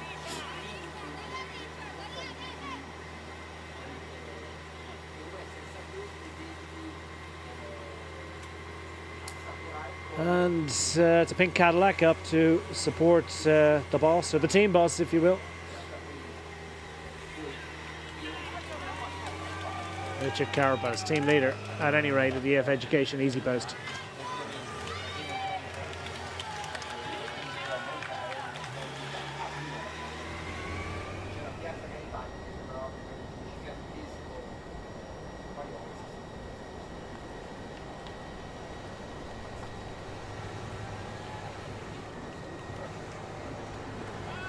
Telio, looking pretty great in this summer sunshine.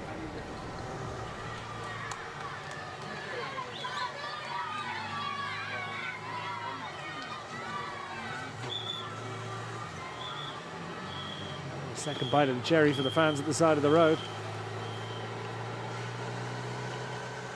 Kelderman hits the front. Despite the fact that he's the only representative of the Visma Lease bike squad, the 35-year-old Dutchman just wants to take command here.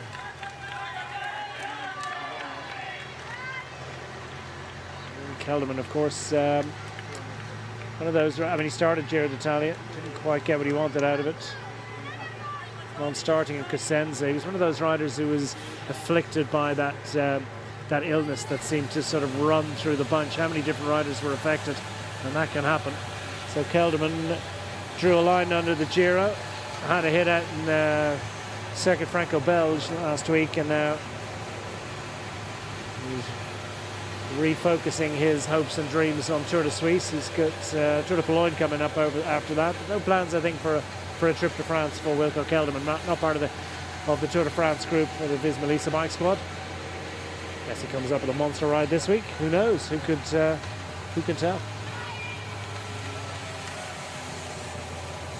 At any rate, happy enough to ride in that group.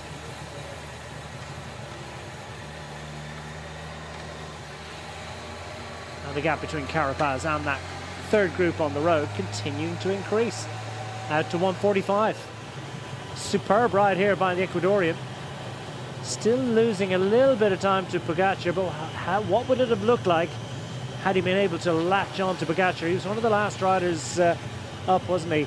Didn't get involved in the battle for that bonus second, so Carapaz found himself chasing from further back, and it was a little bit of an ambush at that intermediate sprint by Pogacar. Clearly on good form today. And he started to stop losing time, if you know what I mean. He hasn't lost any appreciable amount of time to Tadej Pogacar in the last, 5 or 10 kilometers. See if it settles down a little bit when we get off this descent.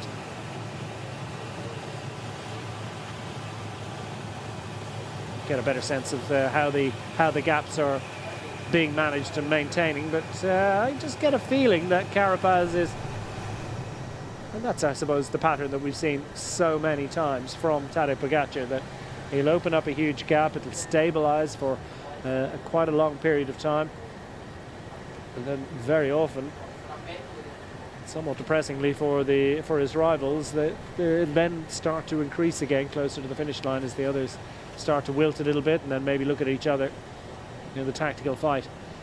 1-on-1 for glory today. Let's see whether Carapaz can maintain that gap or maybe even close it down a little bit in the remaining 26 kilometers.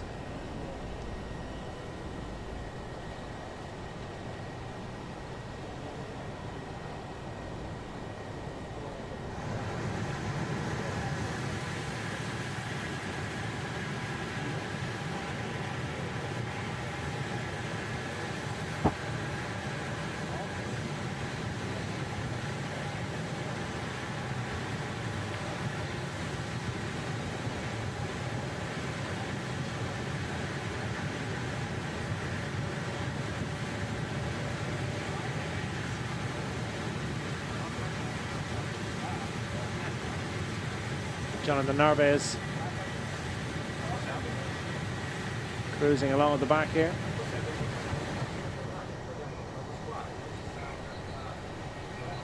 '29-year-old Ecuadorian. Couple of stage wins at Giro d'Italia. He's not the national road race champion of Ecuador anymore. Just lost that title to Kevin Navas. Almost unusual to see him in a UAE team Emirates XRG sort of playing costume, isn't it?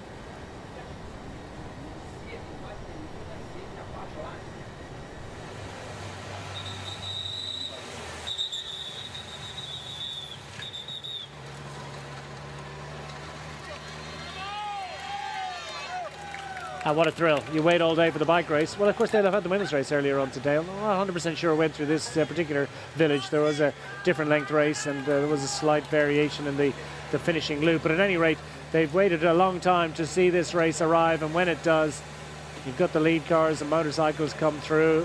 Big flurry of excitement. The announcement of the race coming. They've got a publicity caravan that goes in front of this event as well. And then when you finally see the first rider, who is it? None other than the reigning world champion and the biggest star in world road racing, Pog himself, Tadej Pogacar, clear of the field. What a thrill.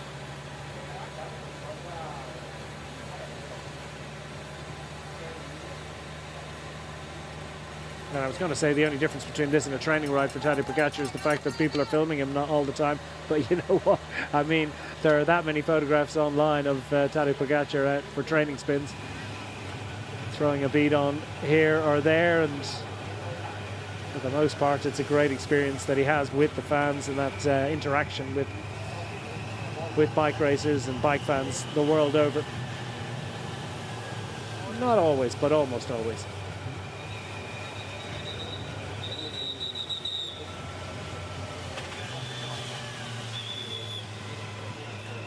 Richard Carapaz threads his way through another one of these impossibly gorgeous northern Italian villages. Kicking down gears in the moto, supporting him. Smooth progress for Carapaz. And the gap down inside 2 minutes for the first time in a while. Again, we'll see how that settles down once the descending, you know, once the sort of the leader and his nearest pursuer are on similar terrain, then you get a better sense. It tends to stabilize a little bit, but I have a feeling that Carapaz still looking really good here. Could well be closing the gap, albeit it's a bit of a stretch to imagine that he's going to get on terms. Now, what are we looking at here? Is this someone finally had enough? Bagioli, maybe? Wants to pitch for a big result on home roads. Says he reckons he knows every hairpin, every ascent, every descent. And you can be sure he's fired up for this one. Huge opportunity.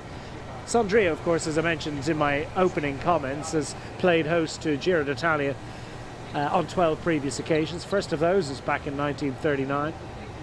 Most recently, 2008, Andre Greipel won a stage ahead of Mark Cavendish. I would venture to suggest it was on vastly different terrain. You can find a flat road around here as well.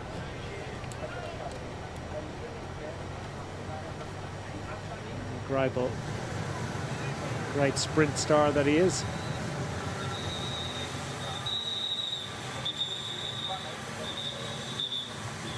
We'll always have Sondrio.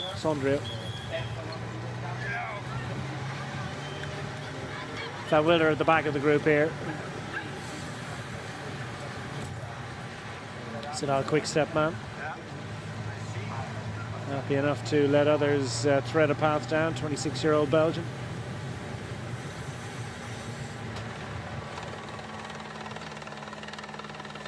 Patchy year for him so far as well. On finishing at the Basque Country. Not able to get round for various reasons Tirreno Adriatico either. Amstel Gold, his most recent appearance in a bike race. So Van Wilder, an awful long period of rehabilitation and preparation for ultimately Tour de France to come.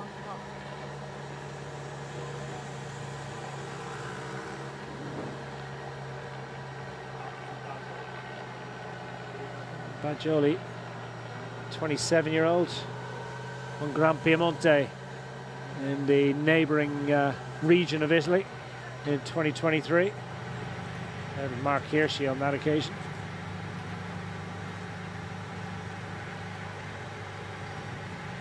Super talented rider, second in Il Lombardia in the same year.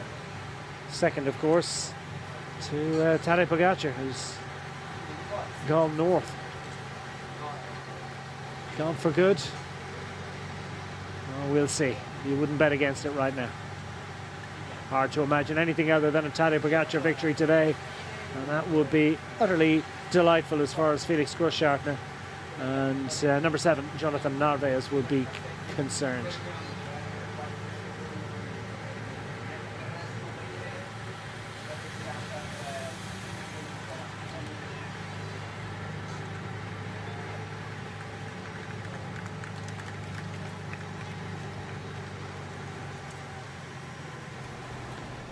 Well, the gap between first and second on the road at the moment out to 2 minutes and 8 seconds. 3:18 back to another host of general classification favourites.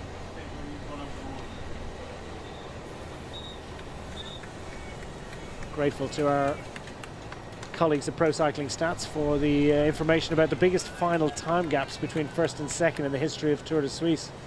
And well, there's a gaggle of them out. As far as 20, the biggest ever was Gino Bartoli to his fellow countryman Bresci in 1947, 21 minutes and 16 seconds. I don't think even with Tadej Pogacar's extraordinary dominance we're going to have a final time gap between first and second of over 20 minutes. Nonetheless, could find him infiltrating the top 20.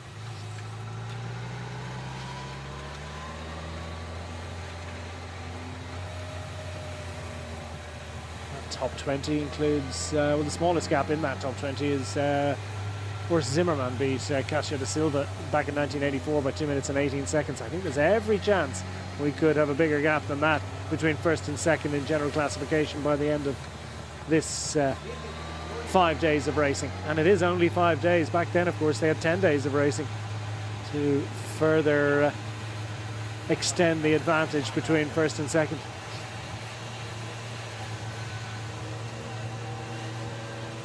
Now a bit of climbing in prospect.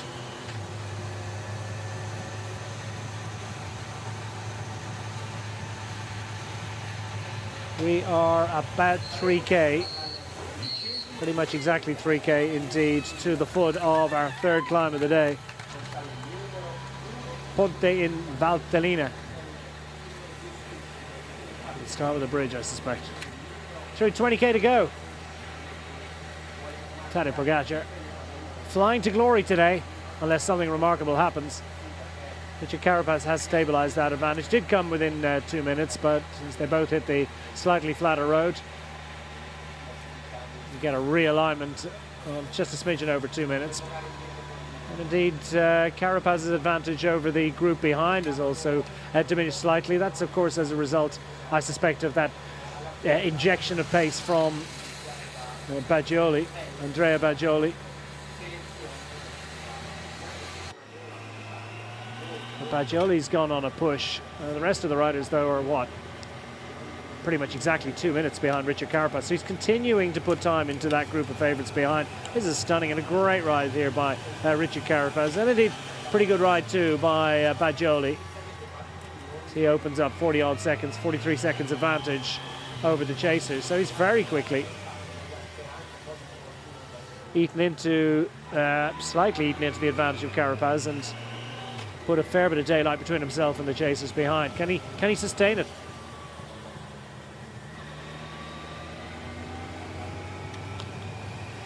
Are we going to have 1, 2, 3 solo riding to the conclusion in Sondrio today?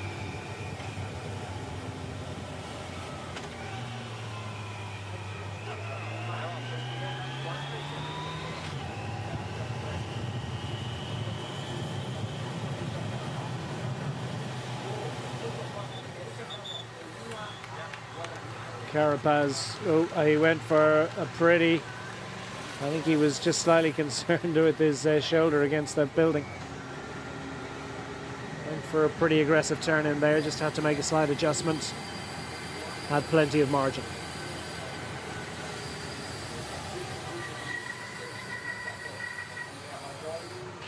Squeal of the disc brakes. I think from Baggioli. Oh, it might be the motor.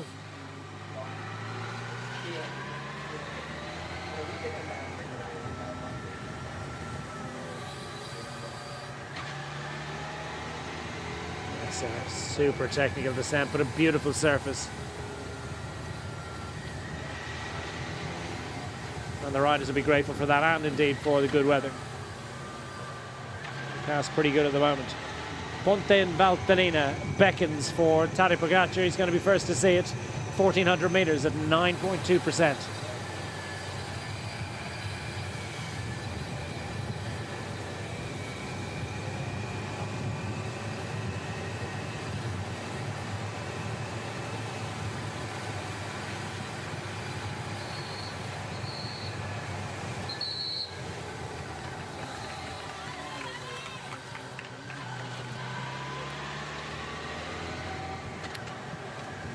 Well, he's a remarkable winning machine, Tadej Pogacar, and he hasn't won yet, but he has taken, again, another great stat from PCS is that he has taken 25 of his career victories in Italy.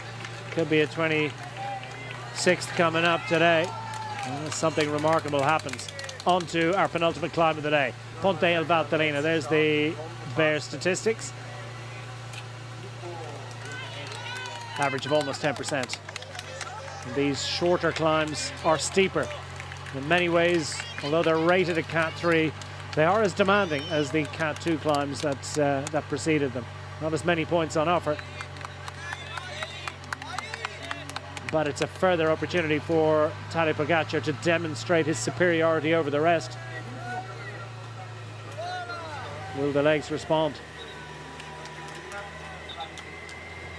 And indeed, we'll get a better idea whether Richard Carapaz can survive for second on the day ahead of Andrea Baggioli, and in turn whether the local Sondrio native is going to be able to fend off the chasers behind to at least record a top 3 finish on his home stage.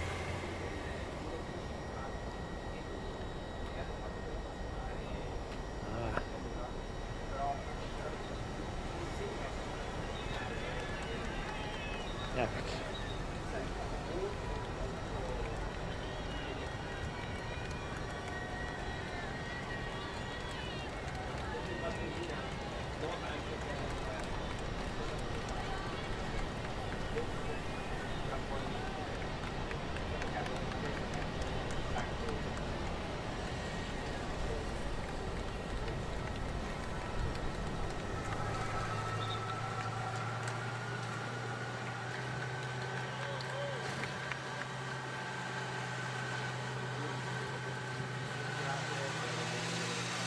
Well, Baggioli has almost a minute now on the chasers behind. He's getting a good signal. He'll be thrilled with this.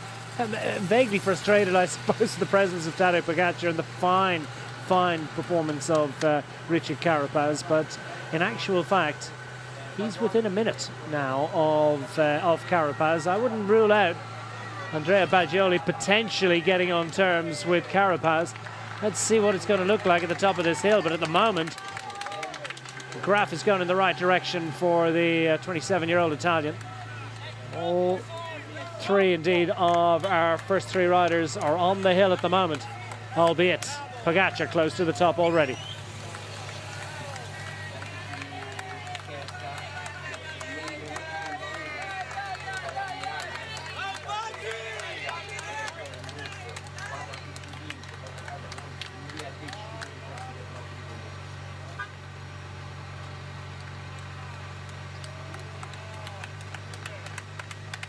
Another Hall of Mountains points claimed, and a guarantee indeed of the lead of the Mountains classification at the end of the day.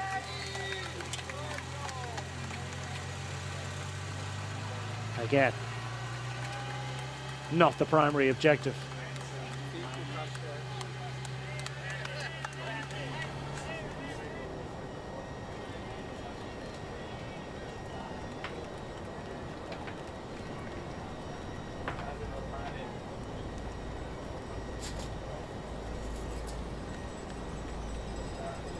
Vista out over Sondrio province through the sultry heat haze. And Richard Carapaz starting to toil a little bit on the climb. Controlling a 49-second advantage now over Andrea Baggioli. Plenty of support for the Ecuadorian. The local fans not entirely partisan. Wonderfully objective in their support for all riders.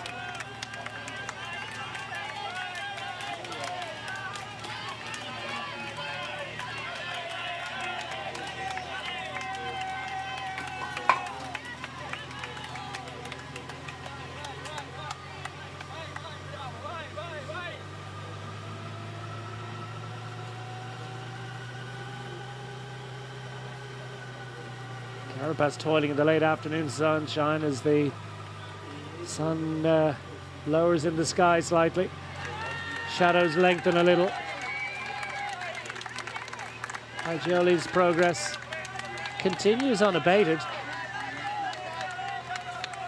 Indeed, Carapaz has linked a bit of time to Tadej Pogacar on this climb, but I'm not sure this man has. Similar progress, similar injection of effort, a nicely timed effort this indeed from Andrea Baggioli. The victory seems unlikely with just 16 kilometers remaining, but a fine result, fine career result nonetheless from the local man, the fired up Sondrio native. Still very much in prospect, and a bit perhaps for push for GC. You're on a mission.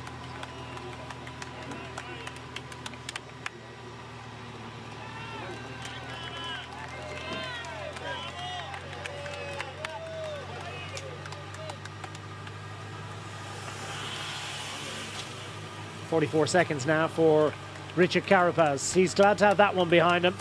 He knows there's another climb to come.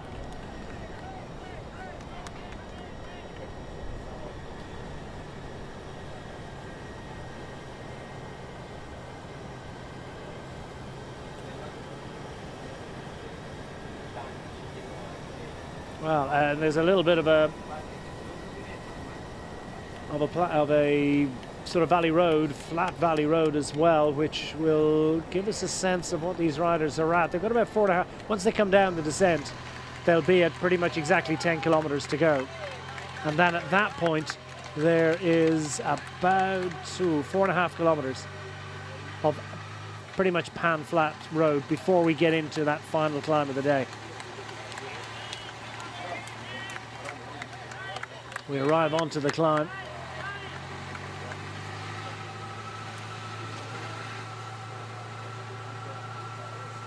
With 5.5 kilometers remaining, it's just a smidgen over a kilometer in length.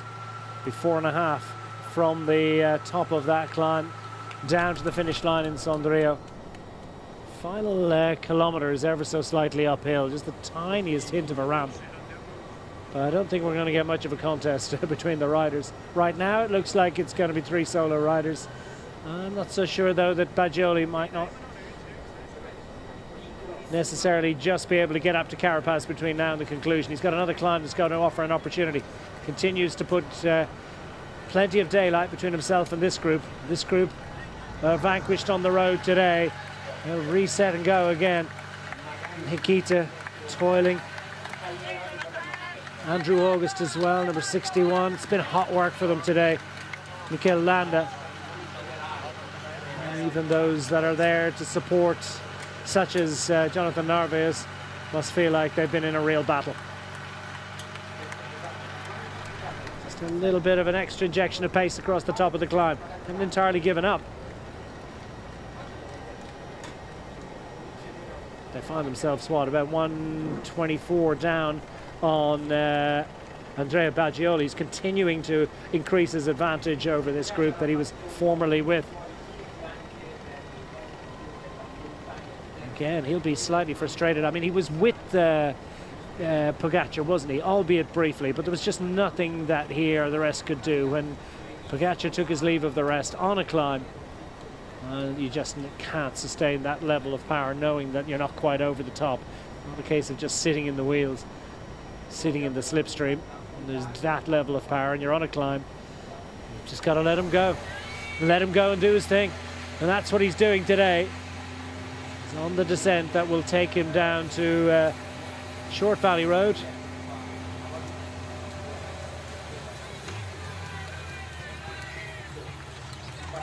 Got about 4k of this. Got to wind and twist his way through the villages and very narrow roads, as I say. And then he's got about 4k before he heads into the final climb of the day.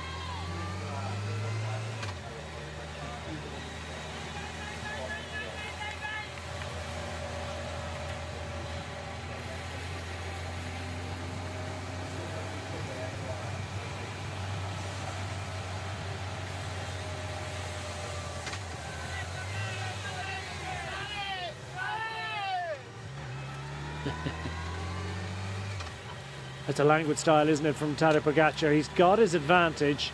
Relatively no-risk strategy here. There's a little look down through these sweeping hairpins and just thinks, oh, that's where I'm going. If he stopped to take a selfie to support his his Strava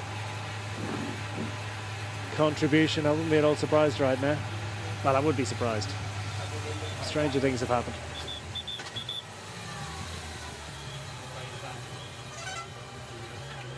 Very twisting and series of switchbacks here.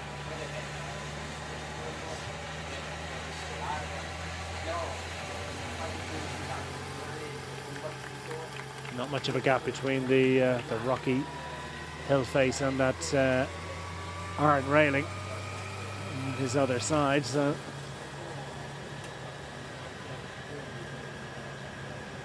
taking too many risks. A little bit further back. Richard Carapaz knows he's in a fight just for second.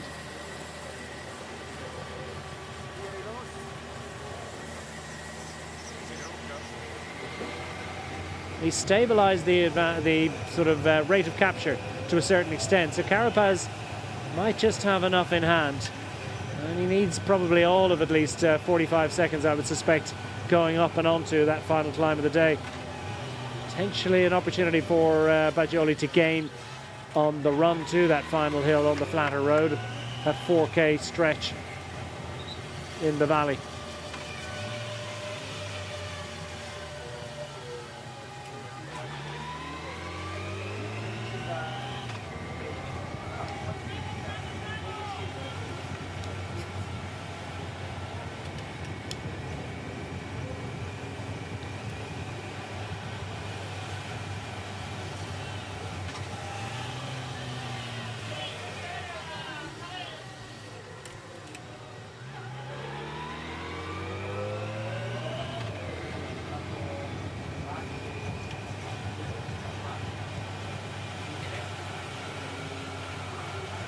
Carapaz continues to defend his situation. All hopes and thoughts of stage glory today long since put behind him.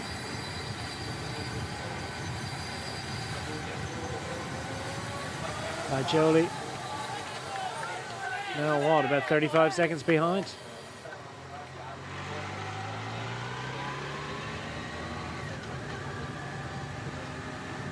Another stretch of tarmac that will be familiar to he and possibly to he alone.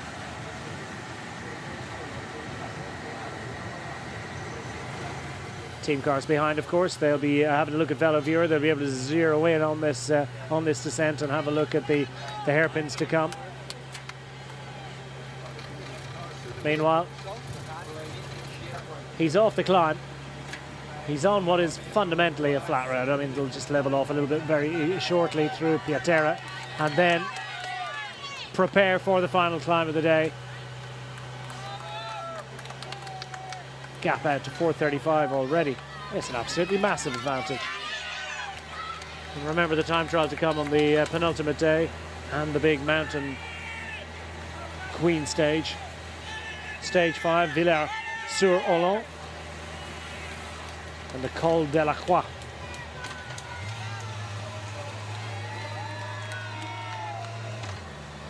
Three times up it, or well, twice up the entire length of the Col de la Croix on the final day, and they've got about half of it to do twice, bottom half at the end, top half at the beginning.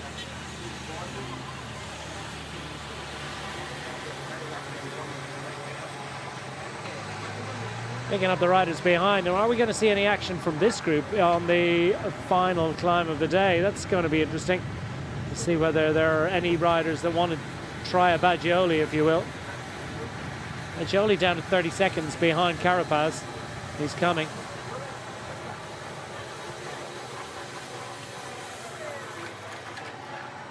He's surely coming.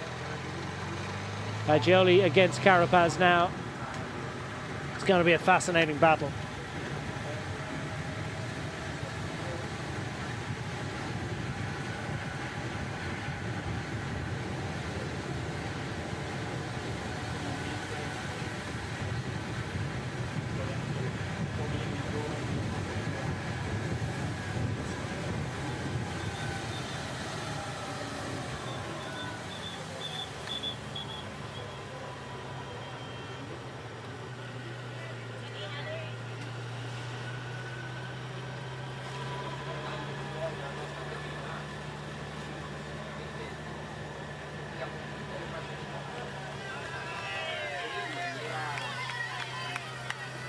That's the gap between Carapaz. He's through Piatera now.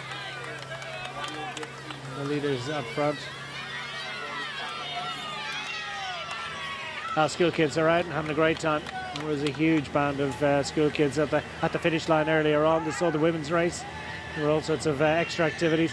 Great festival atmosphere. Something I mentioned earlier on, by the way. Through the Lidl Sprint, second through there. The points on offer for the points classification.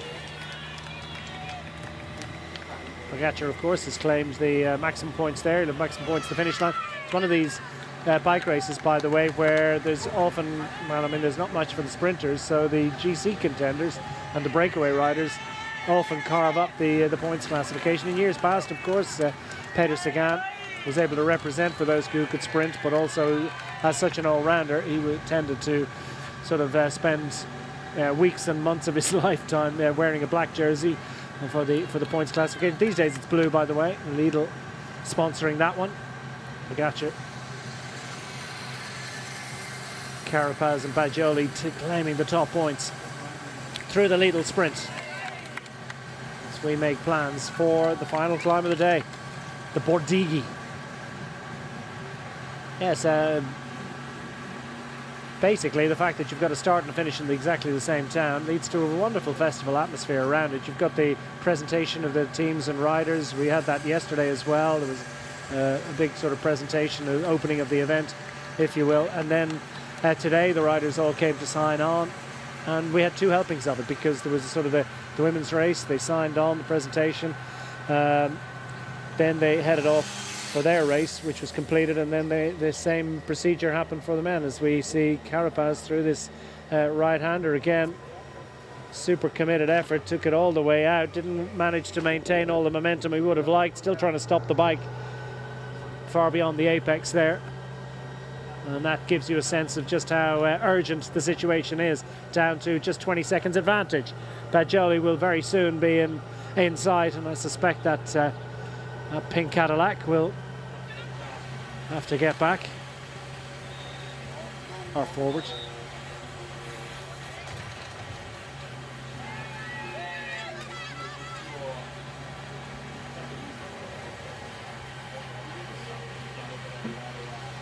What a promenade it's been for a man who is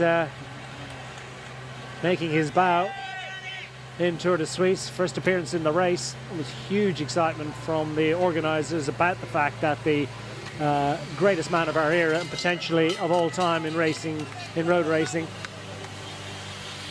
was including Tour de Suisse on his programme. Formerly, of course, the Criterium de Dauphiné, and recently Tour of Slovenia have been final preparation events for Tadej Pogacar for the Tour de France. But this slots in very nicely in the calendar indeed, and is, of course, a major addition to any rider's palmarès. And for Tadej Pogacar, it is super important that he adds to the number of bike races, the number of different bike races that he wins. He does go back to certain races with great frequency. Again, I'll point you towards Lombardie and Tour de France. And it's a Swiss flag that is presented to the Slovenian superstar Tadej Pogacar onto the Bordigi climb. Absolutely beautiful, isn't it?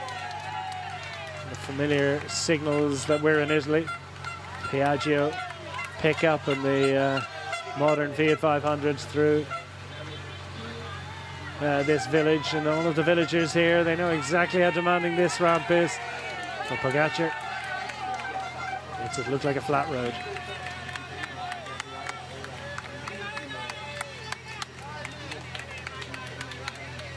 .24 seconds showing on the clock between our second and third riders on the road. The rest are in a battle for the also around positions in the top 10. And Carapaz actually had, I mean, it's probably worth noting that while Bajoli looks like he's going to get on terms potentially with Richard Carapaz, close to, if not on the climb itself, Richard Carapaz has maintained the gap to Tadej Pogacar and is putting himself into a position for a genuine battle for overall honours in this race. Time trial is probably not something that he'd be exactly looking forward to, but nonetheless, any faltering by Tadej Pogacar and Richard Carapaz is at least maintaining a position within touching distance. Look at the crowd here on the climb. We've been in and around Sondrio all day. It's only about 4 kilometres from the finish line here, so as I say, many of these fans here will have seen the rollout for both races, will have seen the finish potentially of the women's race as well, and now getting to see the master at work. Tadej Pogacar out of the saddle, and the gradient tells or at least the fact that he's out of the saddle tells the story. Well over 12% here. It's a 12% average, 1,100 metre stretch. It's a grippy one.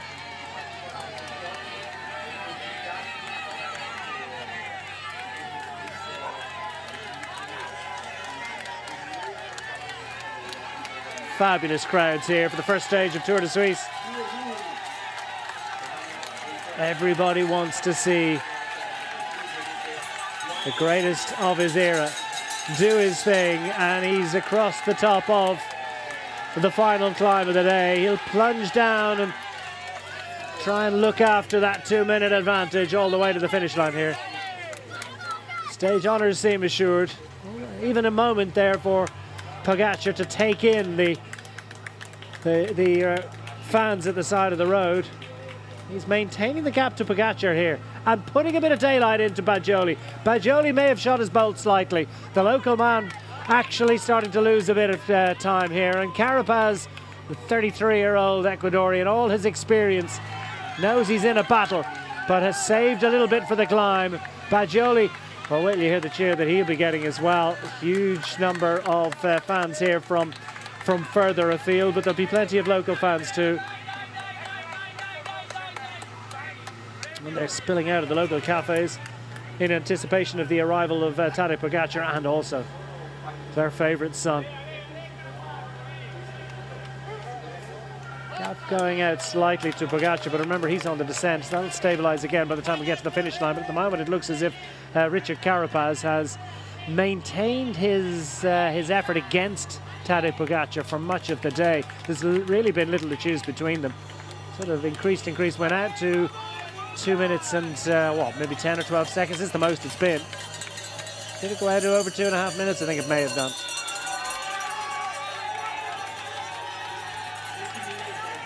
Give him a cheer and give him some space. Richard Carapaz at his work, and fine work it is indeed.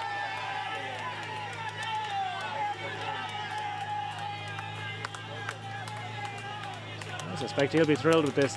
And of course these days as well, riders finding, with obvious exceptions, and we have seen that there are riders that have wilted a little bit in these demanding conditions today. The whereabouts exactly right now of Antonio Tiberi, Lenny Martinez and Alfonso Lalio. You wonder what's up with the Bahrain Victoria squad, really not represented in the chase group at all, and plenty of hope. So one wonders whether they've come down from altitude and haven't been able to recover, or whether there's a bit of illness in the camp, something we saw on the recent Giro d'Italia. Again, all speculation, absolutely zero information on that one, but nonetheless, difficult day for the Bahrain Victoria squad.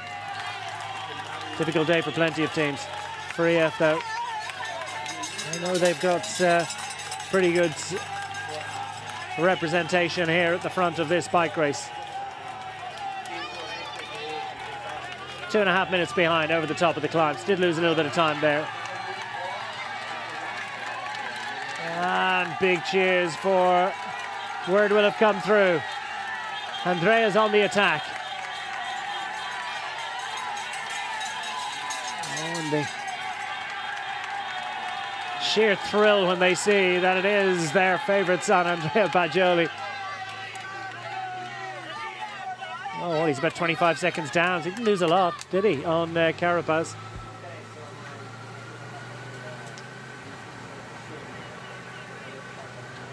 Settle in. No time really to relax and take it in. And even for Tadej Pogacar, well, he will, I suspect, adopt a more conservative approach on this descent than Carapaz and Bagioli in pursuit. They're in their private battle for second on the road here. For Pogacar, well, he wants as much as he can get for GC, of course. He's not going to be just stopping to smell the heather. He'll be riding I don't think there's much heather around here anyway. But at any rate, he's not going to be taken in the sights. Across the bridge, a couple of roundabouts to come.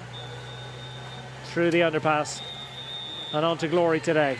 Ordigi is behind him, and he's within 1,600 metres of another sensational success.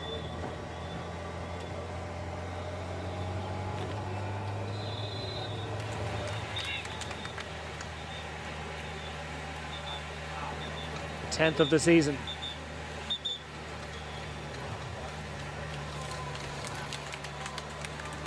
Hundredth in his career already. Does this take it to 101? They fight about what's a pro win and what isn't, but nonetheless, it's glory. Time to smile at last and take it in. The job is done, for now at any rate. 4 tough stages in front of him, but he's got an absolutely yawning chasm between himself and the rest of the GC contenders. And his first visit to Tour de Suisse is actually his third successive victory in Switzerland. Indeed, his third successive win in road racing. Fourth if you count the fact that he's got the overall from Tour of Romandie to go with it, and now commanding lead in the senior Swiss race. Of course, this isn't in Switzerland, is it? So it's, we can't really count this as a third successive victory in Switzerland, but at any rate, we'll work out all that confusion.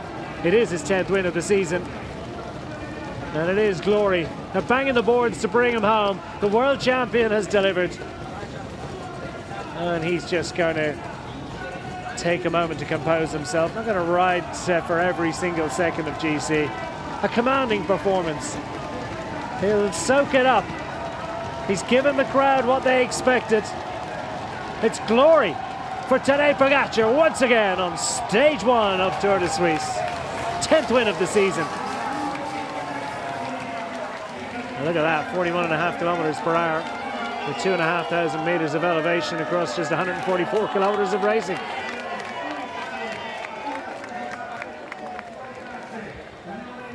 Plenty of time for Pogacar to compose himself and to prepare and to reflect on the day as Richard Carapaz continues to battle to ensure that he maintains this second place. I think the job is done, really. He will ride it to the line here to limit his losses over Pogacar, and perhaps more importantly to ensure that he retains as much of an advantage over his nearest challengers. Bajoli, well, he'll push in the mountains from here on in. He's not just given the Sondrio fans something to warm their hearts. Let's go to the left of this roundabout. I actually have been through this roundabout several times over the last couple of days. It matters not which side you go.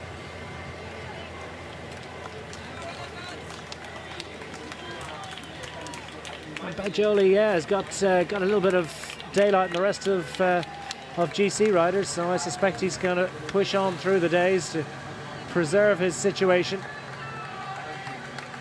Potential podium finish, certainly it's potential top 10 at World Tour level in prospect. And once again, for the second successive year, we're seeing breakaway riders carve it up and create an interesting GC on the first day. What's different about this one, though, is that the pre-event favourite is the one that has broken away to glory. Well over 70 kilometres clear of the field. And Tadej Pogacar is the winner on day 1. And second place, back after a layoff, Richard Carapaz for the F Education Easy Post squad. Just a smidgen over 2 minutes down, lost very little time towards the end of that stage. And Richard Carapaz delivers a fine performance in second. Bajoli just misses out. What a fine fight it was. Great match race between those two riders over the final 25-30 kilometres. But it's Bajoli that will take third and gets an extra special cheer from the local crowd. And takes a moment to acknowledge their support. And he certainly, as the local rider, has honoured the region, honoured the province, and honoured the finishing town. Bit of time to wait before the arrival of the rest of the riders.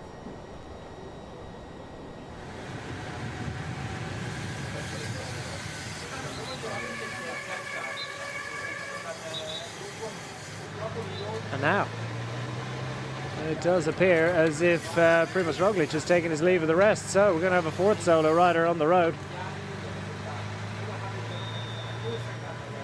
And we're going to have a 1-4 finish for Slovenia.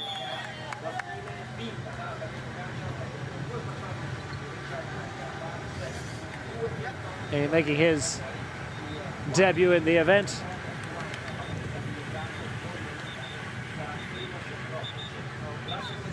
Primož Roglič, the 36-year-old veteran.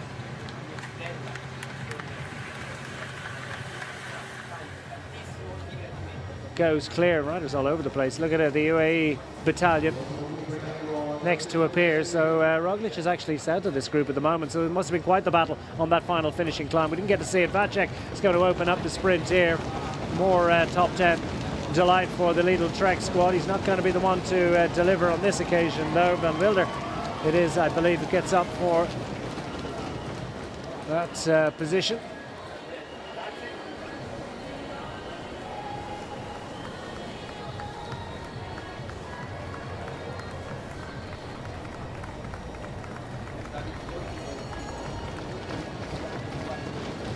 And now the rest of the group behind. It's Roglic actually behind this group, so for a moment we thought Roglic was actually riding to fourth on the day.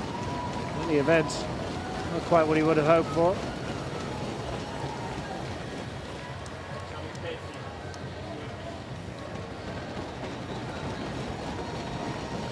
And Primož Roglic knows he's been in a bike race today. A few seconds leak to the rest of those, that group of favourites behind. Number 4 minutes 42 down on his fellow countryman. What a scrap that was.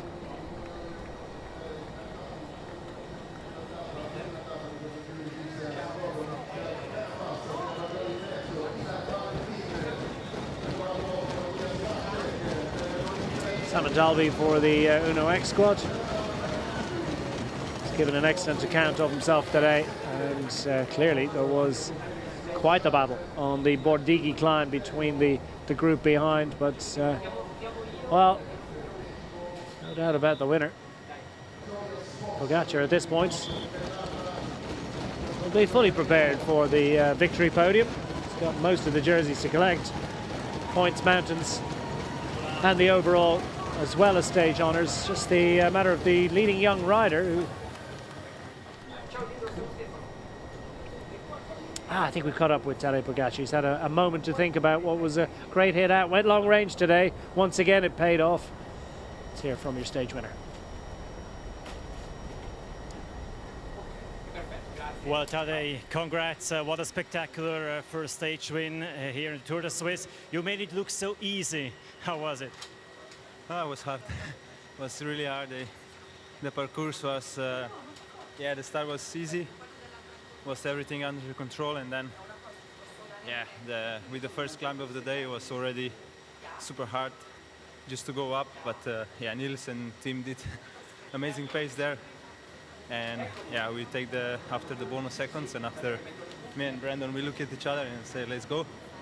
We try something, and from then on, we just went. And yeah, I didn't have radio at that time, so I didn't know what's going on in the back.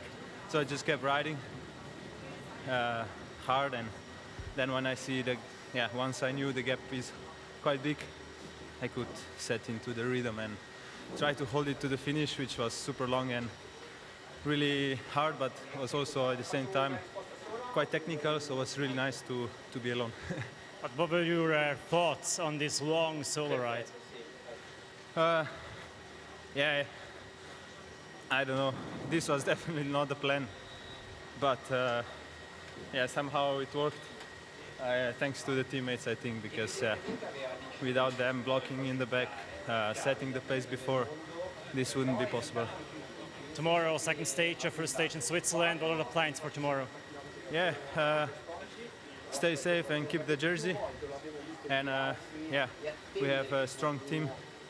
We can try to go for the stage with Johnny, Brandon, or Felix, or anybody else in the team. And yeah, we see how the guys feel. And after today, we talk and we see what we do tomorrow. Good luck tomorrow. Thank you. Yeah, one tribute paid indeed to his teammates. Blocking behind, I think so much of it was done by himself, but it was an absolutely... it's interesting that he says that it was not planned at all, but it was a frenetic pace set by Tim Wellens on the approach to those two sprints, Tissot sprints, which of course proved to be a launching pad, a little bit of a gap. And McNulty right with them, and they just decided they'd go, why not? But clearly not the original plan, but though it was an absolutely titanic pace being set, and what a launching pad it proved to be. And what is the plan? Well, the plan is to defend the jersey. Will stage wins come with that? Clearly happy enough if they go to teammates. Don't rule out the possibility that Tadej Pogacar claims more glory for himself and for the team during the week.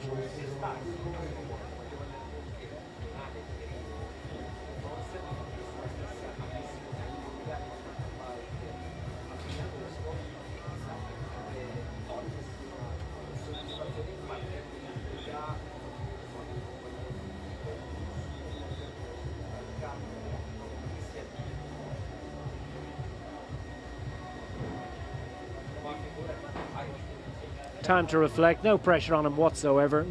Didn't feel the need to ride it all the way to the line and get every single second. He's just so confident. And the wins come, I mean, you know, he was asked, you made it look so easy. He said it was hard. It was hard, but he made it so much harder for everyone else. There's confirmation of the finishing order at the conclusion of our first stage of Tour de Suisse. Tadej Pogacar by 2 minutes and 14 seconds from Richard Carapaz, who fends off Andrea Bajoli by the scant margin of 15 seconds. Ilan van Wilder up for fourth. Vacek nicely, handily placed 3-5 finishing order for the Lidl Trek squad, and the rest of the group of favourites, you'll have to call them now. Let's remind ourselves of the key moments in a wonderful first stage of Tour de Suisse.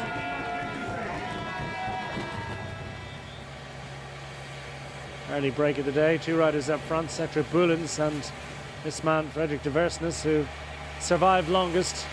Took the two Tissot sprints and the 3 bonus seconds that went with them. A little bit of a scrap behind, with Tadej Pogacar eager to scoop the two at the second of them. Springboard to glory, ultimately. Still at this point, almost 74 kilometres remaining.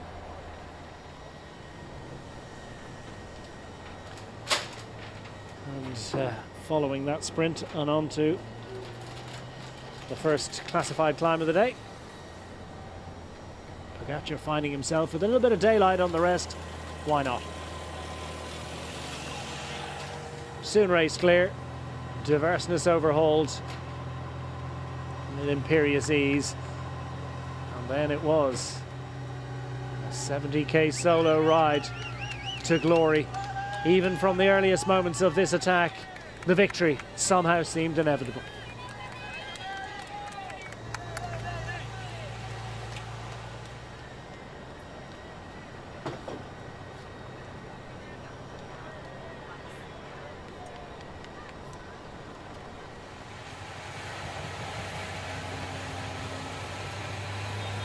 They settle in to a battle in pursuit of Tadej Pogacar today.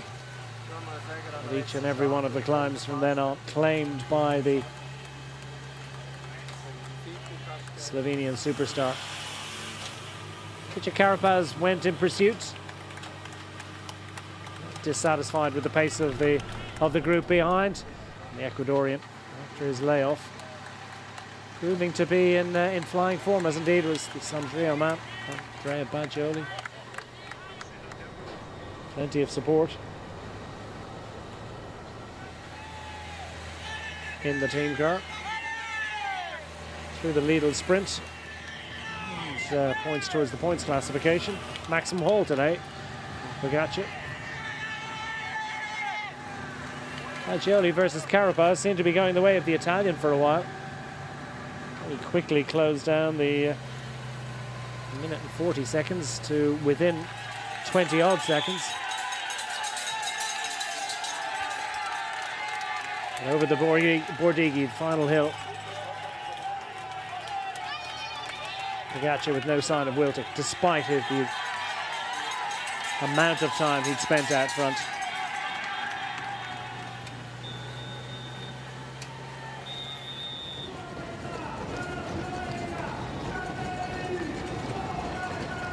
Home to the finish line.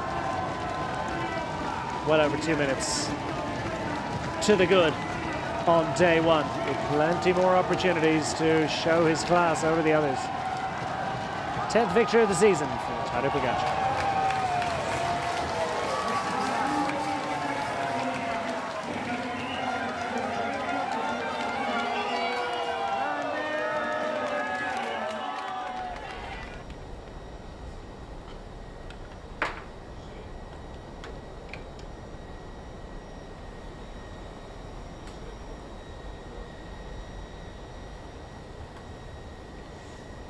So it just remains to make the presentation of jerseys to the...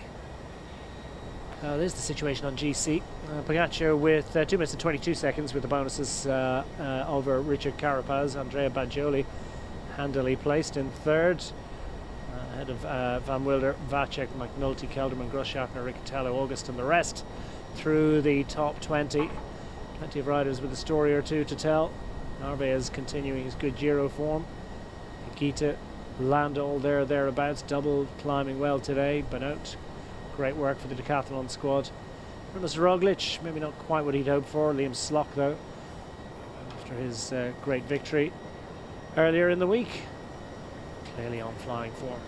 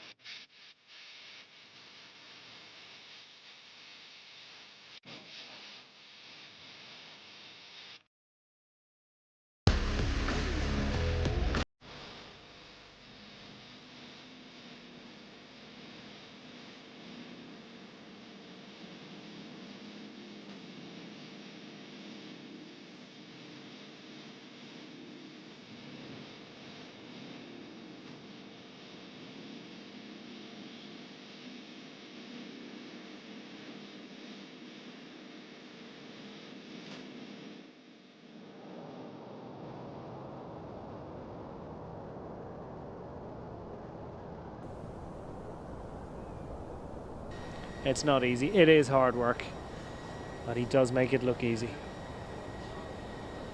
The wins are not easy, but they are apparently inevitable. The confidence you get from knowing that you can deliver an attack of 74, 75 kilometers in duration, well, that will just lead you to try it again and again.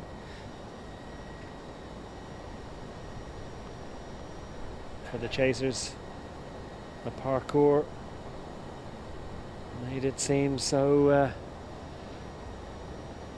difficult to imagine any way of stopping him.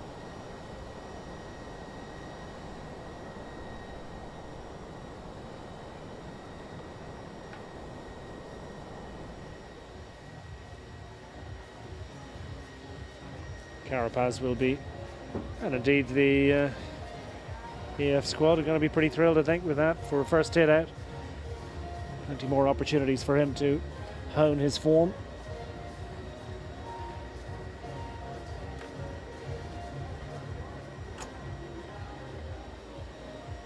Ahead of the battles to come in France. And plenty more opportunities perhaps to deliver their podium winning performance in the Tour de Suisse. 2021 winner, clearly loves racing in this particular event. Likes racing in Italy too. He's won the Giro, hasn't he?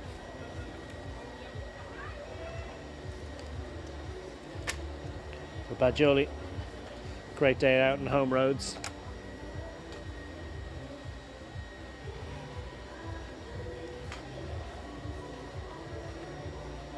Very useful form as well available.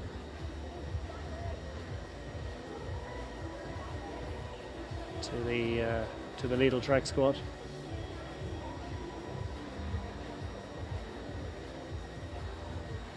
Also, Vacek going pretty well. Didn't quite win this gallop, but nonetheless fine fifth on the day, just behind Van Wilder, and ahead of McNulty. UAE, of course, representing well in the top 10 with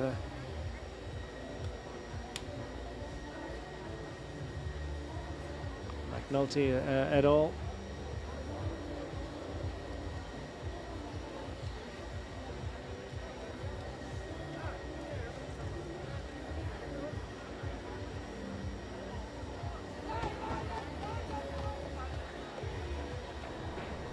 Narvaez as well, of course, representing well for the UAE squad in the top 10. Vacek, we believe, is the rider that's going to be presented the young rider white jersey very shortly.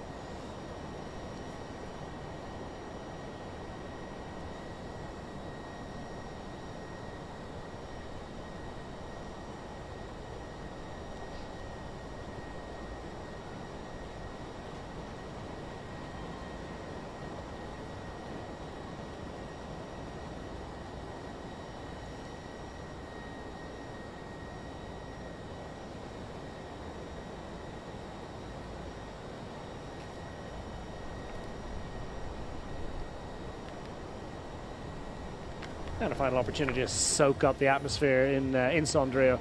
Crowd staying late into the afternoon for this podium ceremony, and why wouldn't they?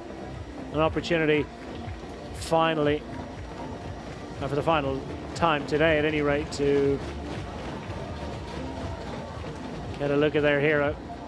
In all his glory, swapping world champions arc-and-seal stripes for the yellow of overall race leadership.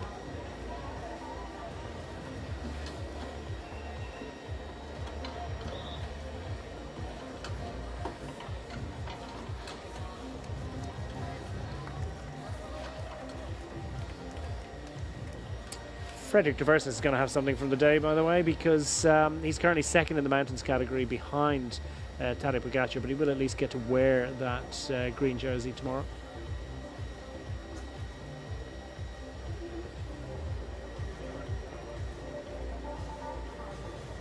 A little bit of extra prominence in the bunch.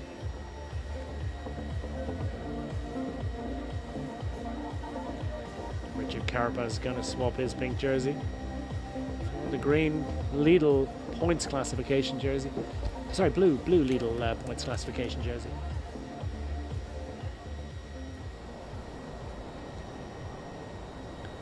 Second stage, another grippy one, by the way. Heading north to Locarno for a start and finish that includes a sweep around Lugano, and then further back up north around the lakes, and then off towards some hills. And then back to Locarno at the end of the day. We'll get a look at that in a little while. First, we're going to have our victory ceremony coming up very shortly.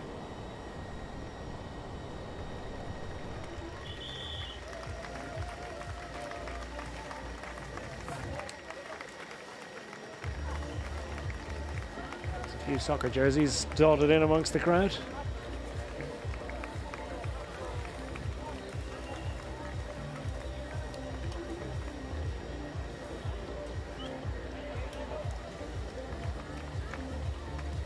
I don't think Slovenia are in the World Cup. Maybe they are. Definitely not my strong point, but at any rate, they're quite a bit stronger in cycling.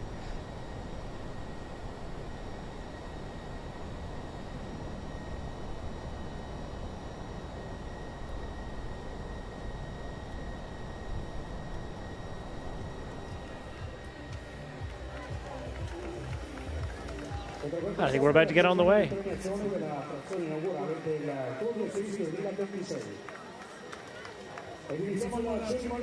Yeah, no Slovenia in the World Cup, confirmed. Very much to the fore in Tour de Suisse.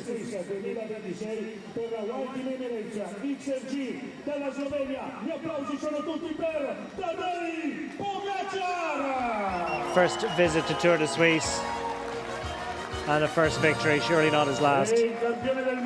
Broad beaming smile, and quickly he recovers from an effort of that level of intensity. On a different class, in a different league and category altogether. And I suspect that's a wheel of cheese in there, although that to be confirmed to me. Something to enjoy after this one, or maybe after the Tour.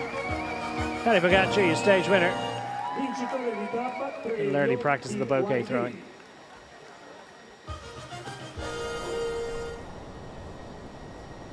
Yeah, further confirmation of the finishing order. 2 minutes and 14 seconds, just another 15 back to Badjoli. Behind Carapaz, Van Wilder, Vacek, McNulty, Kelderman, good day for him. Grosschartner, Narvaez and McNulty all representing in the top 10 for the UAE squad. 4 riders out of 10. It's awesome show of strength from the UAE team.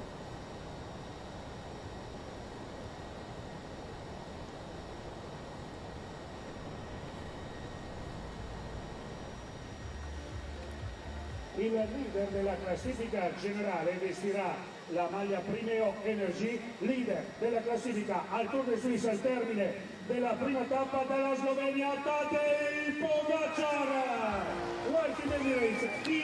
It'll be a remarkable thing if he's not wearing that yellow jersey by next Sunday afternoon. He's got a handy advantage and plenty of terrain that really suits him. Tadej Pogacar claiming yellow on day one. E sul podio anche la mascotte del Tour de Suisse, Turley.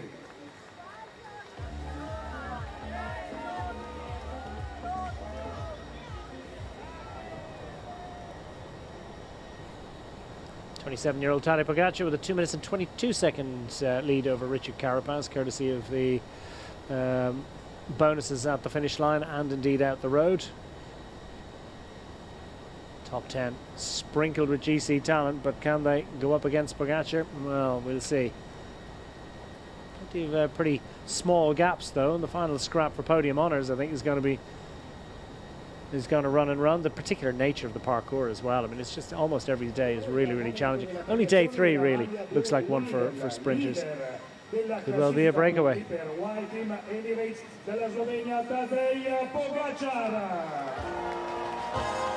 Leading the points classification as well. It's a blue jersey these days. Lidl coming up to back this particular classification. Took the points at the intermediate sprint as well, the Lidl sprint, quite close to the finish line today.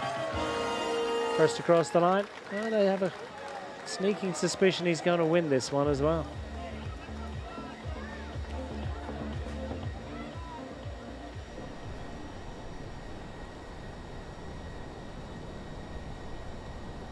Yeah, as you can see, the points, the way that they tabulate the points in this particular bike race, it tends to be a small amount of points doled out for each stage and a relatively large number of points for the intermediate sprint. So every chance that could see a little bit of an upset in that one, but I think Pogacar has such an advantage. Well, we'll see. We'll see how it goes during the week, but that tends to be a classification that is hard fought throughout Tours de Suisse of old. Has been, yeah.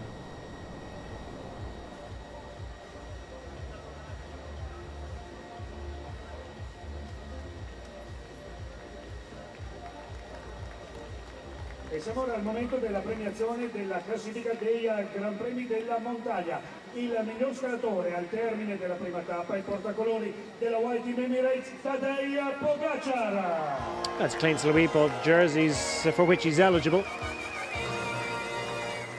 First across 3 of the 4 climbs today. E viene premiato da Heinz Haserman, CFO di Europcar. Tadej Pogacar, miglior scalatore.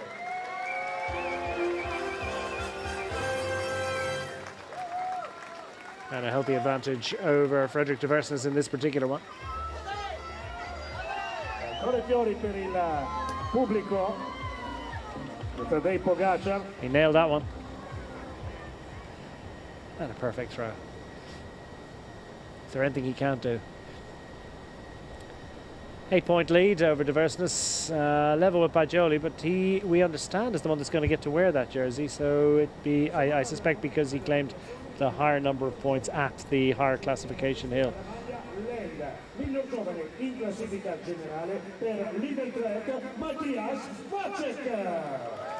And your best young rider, 5th on the day for the Lidl Trek squad, finished 3rd and 5th, and now have a jersey to defend as well. Matthias Vacek,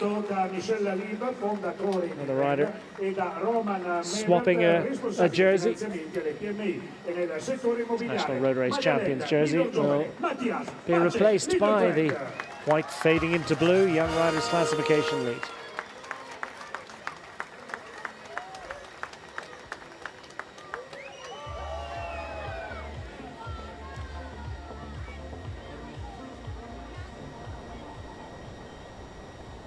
Vacek with just under half a minute on Matthew Riccitello, who faded a little bit towards the back end of today's stage, the Catalan rider.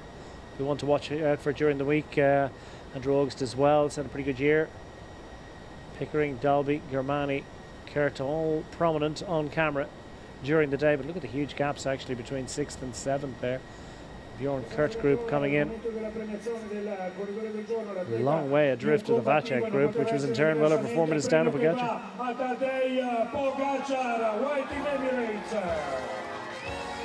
Back to collect more baubles.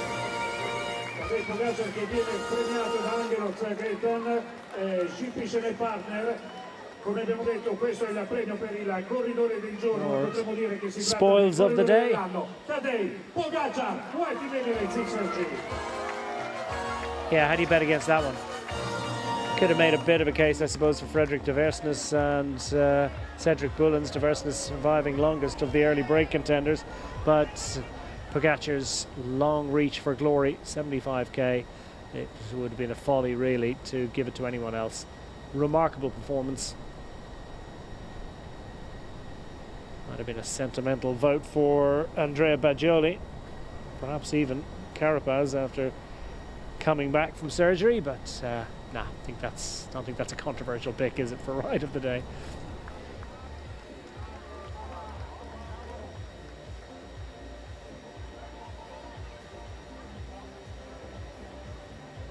E siamo arrivati ora al momento della premiazione del Tissot Time Kilometer, premio che per quanto riguarda questa giornata Well, here's one that Pog didn't win.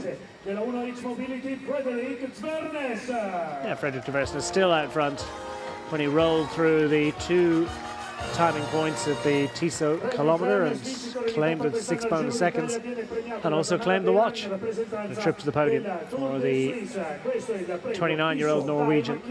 He's enjoying his trips to Italy. Didn't get the stage victory, but got another opportunity to be presented to the crowd, and yeah, he's having a great season.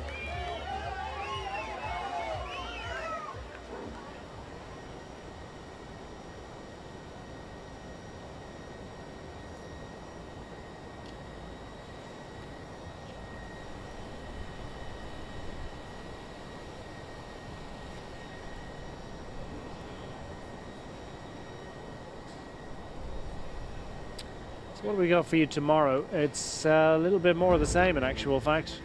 We're into Switzerland tomorrow, heading north, still in the southern portion of Switzerland, if you will.